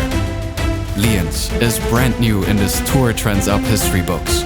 And for the first time, the curtain opens for the enchanting Dieferregen Valley. Stick the stellar saddle in your Transalp Collection album. A brand new pass on this 113-kilometer loop from east to South Tyrol and back.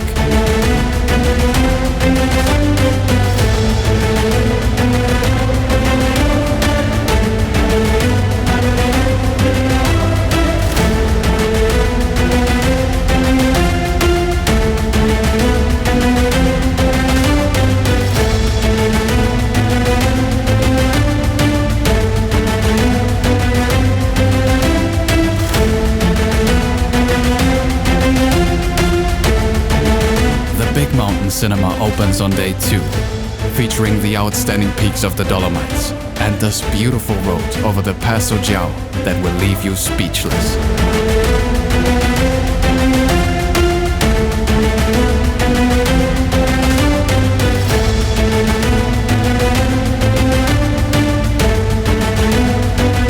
From Silion to Primiero, San Martino di Castrozza, it's a 133-kilometer long cut through the heart of the UNESCO World Heritage, with 3,300 meters of vertical climb.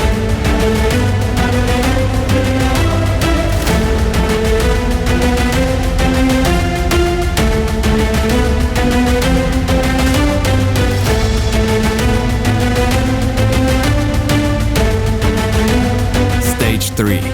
From the skyscrapers of the Palle di San Martino to the vineyards of the Prosecco region, with a tremendous variety of landscapes in just one day. And adventurous roads on top of Monte Grappa that define the word panoramic.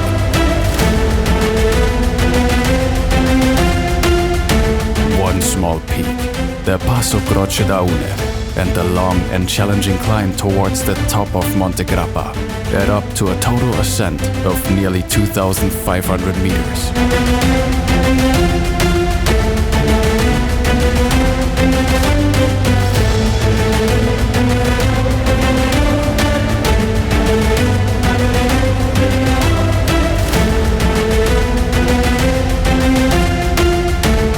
On day 4, we dive into a completely different world as the route climbs up to the high plains of Asiago, Lucerna, and Lavarone. Meadows and fields define the picturesque landscape 1,000 meters above the valleys around. With over 140 kilometers, it's the longest stage. There's only one major climb, but with lots of ups and downs, it adds up to a total elevation gain of nearly 2,700 meters.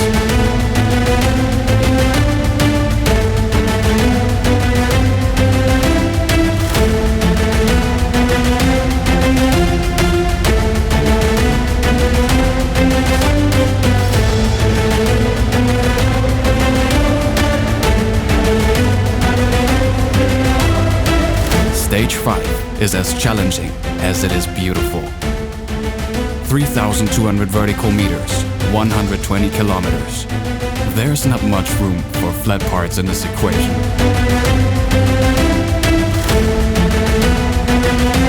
There are easier ways to get from Folgaria to Kaltern, but this is by far the most spectacular, with climbs and descents that demand everything.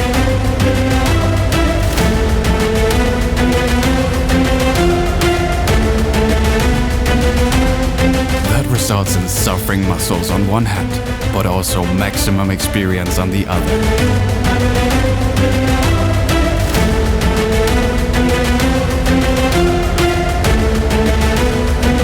Another day of exciting changes. 90 kilometers between the vineyards of Lake Kaltern and the apple orchards of Val di Non give this stage a Mediterranean feel.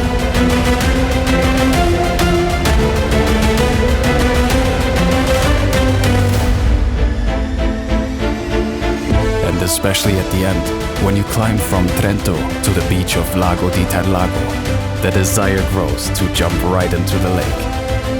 This stage plays with both sides of the Val di Non, tackling the Passo Predaia on its eastern flank for the first time in Transalp history, gathering over 2,500 meters of elevation on the way to Valle dei Laghi.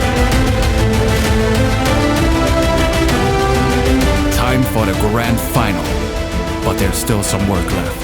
Before heading to Arco, the route once again challenges your spirit of discovery.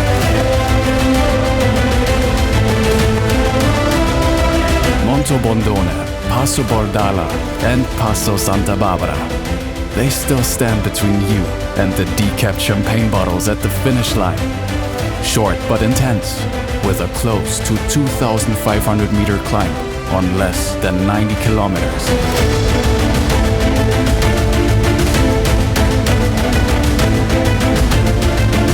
Tour Transalp 2023. Piece of heaven. Sign up now